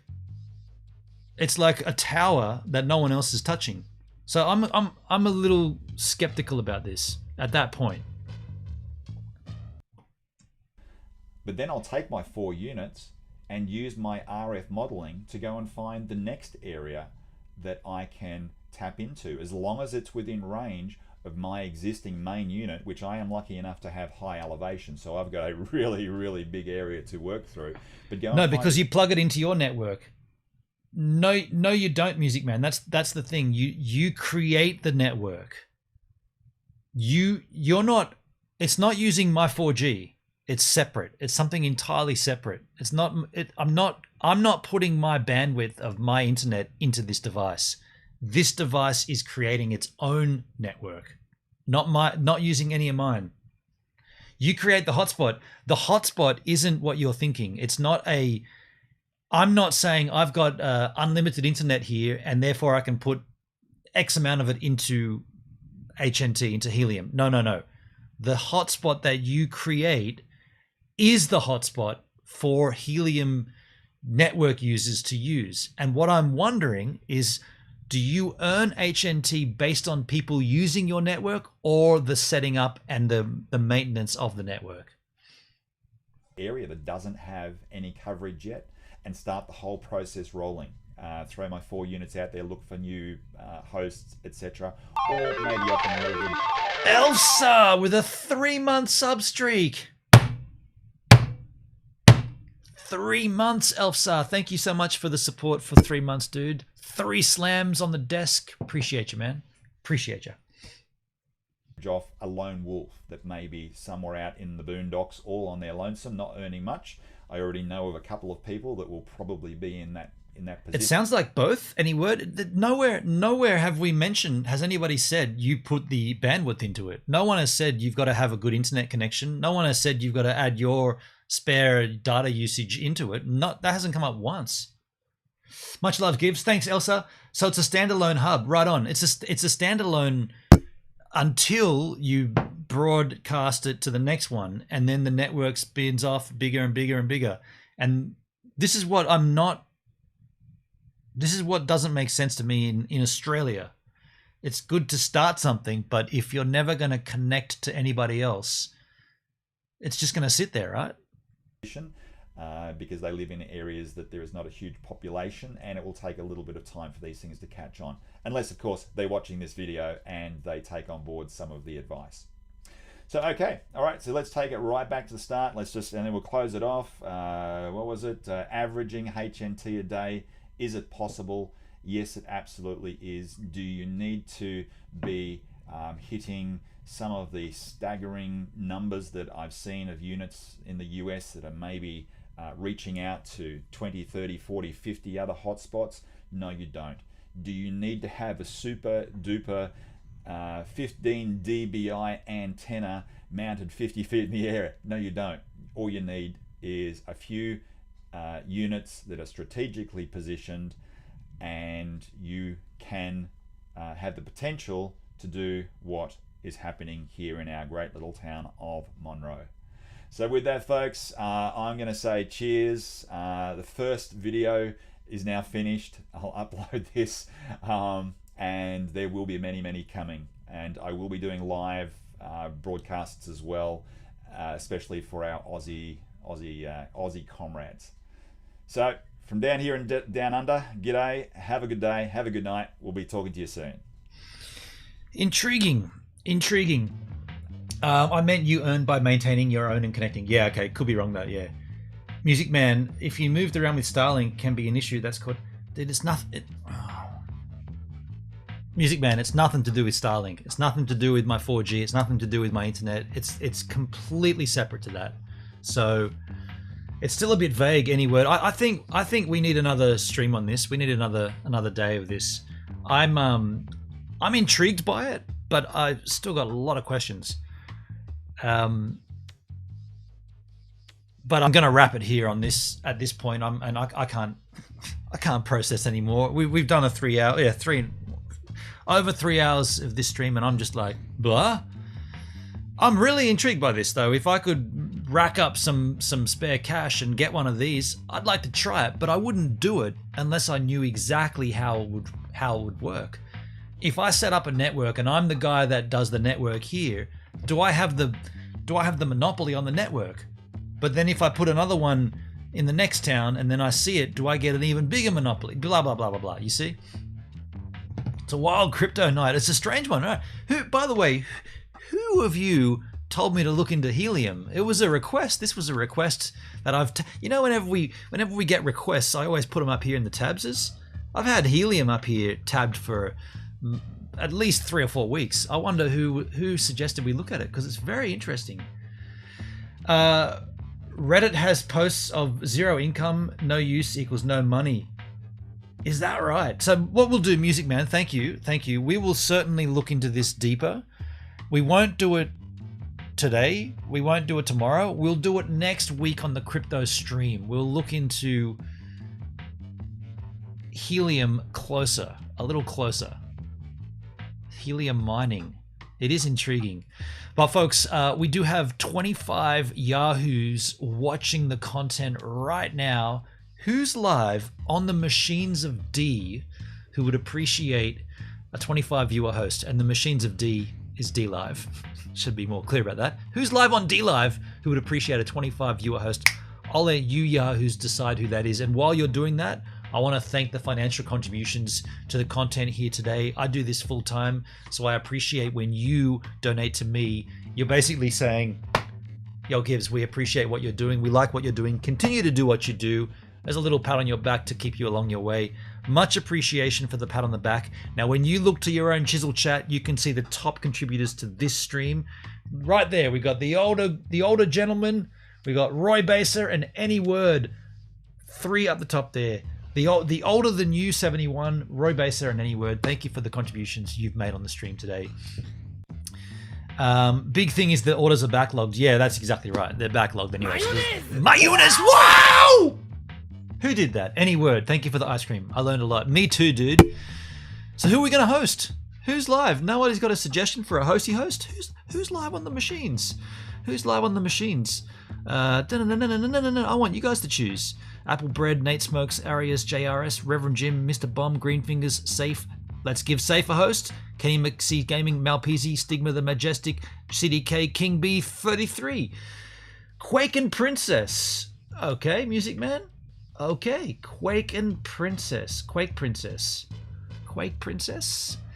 Quake Princess has been live for 4 hours and 27 minutes. Are you kidding me? There's no way I'm hosting this crap. Nah, dude, I'm not hosting that. That's garbage.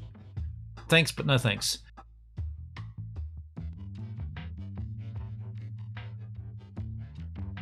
Audio. Okay, my audio sounds a bit funky. Can you still hear me? Did we just lose audio? Okay, no audio. We're going to end it here.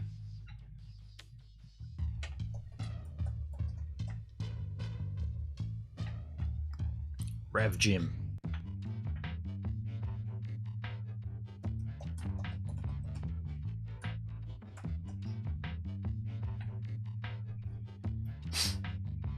I know you can't hear me.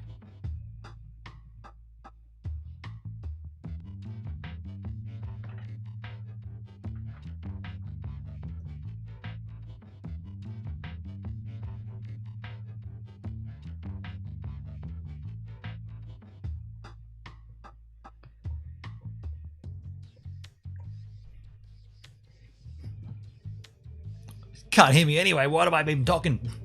You can hear me, Charles? Oh, I thought the audio went off. Reverend Jim. See you tomorrow.